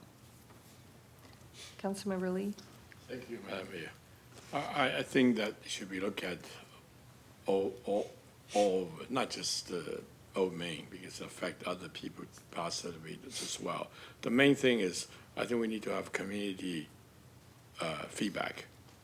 We need to talk to people who live even not just maybe in it, but just outside of it, what their reaction, what the response may be. Maybe they will support it, that's fine. That would tell us what area should be, treated, whatever. But if they have no concerns, then that's fine. But I think that need to be applied evenly. Thanks. Councilmember Lee and others will certainly try to reach out to some community members, but I do also hear an interest in moving this forward as quickly as possible. So I do want to temper some of those expectations in knowing that really I think I have heard that desire to move it forward quickly, but we could certainly come back, within, as soon as Charmaine can get us on the schedule, but we could come back with some alternatives to remove the District A1 and also Main Street from the step back. I think that's what the public hearing will be for. So I think I'm hearing that we're all eager to move this forward, have a public hearing, get some input, and then it's nice to have that option to opt out in those areas if that's what we decide to do after that. Yes. So let's go ahead and make a motion. Oh, Councilmember Robertson, go ahead. I just want to weigh in on that. Yeah. I think that, I think we can balance those two questions of haste and this alternative that some of my colleagues are interested in by having, the IOC is drafted, be the public hearing draft, but maybe staff can work up some amendment language to modify the perimeter district and have that for the council at the night of the public hearing. I personally am concerned about, we're doing this IOC to hasten and incentivize housing production, and I'm a little bit worried about clawing some of the incentives out without a lot of thought and outreach. So it would be great if we have time for staff to reach out to the people who own property and or let the people who live adjacent to those areas that are being discussed for exclusion so that they can weigh in at the public hearing. I think that would be very helpful. But that would be my recommendation. Thanks. Okay, is there a motion? I move to direct staff to schedule the public hearing and final action on the interim official control ordinance at a future meeting. Second. All those in favor say.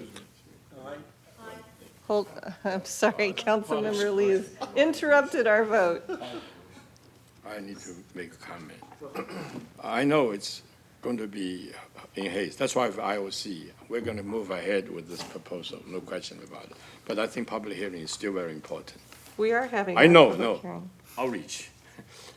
Okay, If you have one person come to the public hearing because there's no outreach, that's why we're emphasizing outreach. We cannot be, saying this outreach is necessary, that outreach is okay. No, haste is not good. okay, Councilmember Yeah, so Lee, I you would- had your chance to make your comments, and Well, we've made a motion here. We're in the middle of a vote. I would. And we I have a would submit- majority I of will- I people want- I want to amend who the want to motion. move this I forward. want to amend the motion. Okay, go ahead, make a motion to I amend. would support this motion, except that I want to be sure there's public outreach to the residents adjacent to those properties. They that you already talk about. said they would do that. No. Well, I want to make sure it is, not just a public hearing. Okay, No. let's not make a motion, let's ask a question. What's the last question? Staff, will you be able to do outreach in the time frame that we're asking you to bring this back to those areas? We will reach out to the Viewcrest Homeowners Association and to the Old Bellevue Merchants Association, and we will try our darndest to get some time with them to explain this to them and see if they would like to make some comments back prior to the public hearing.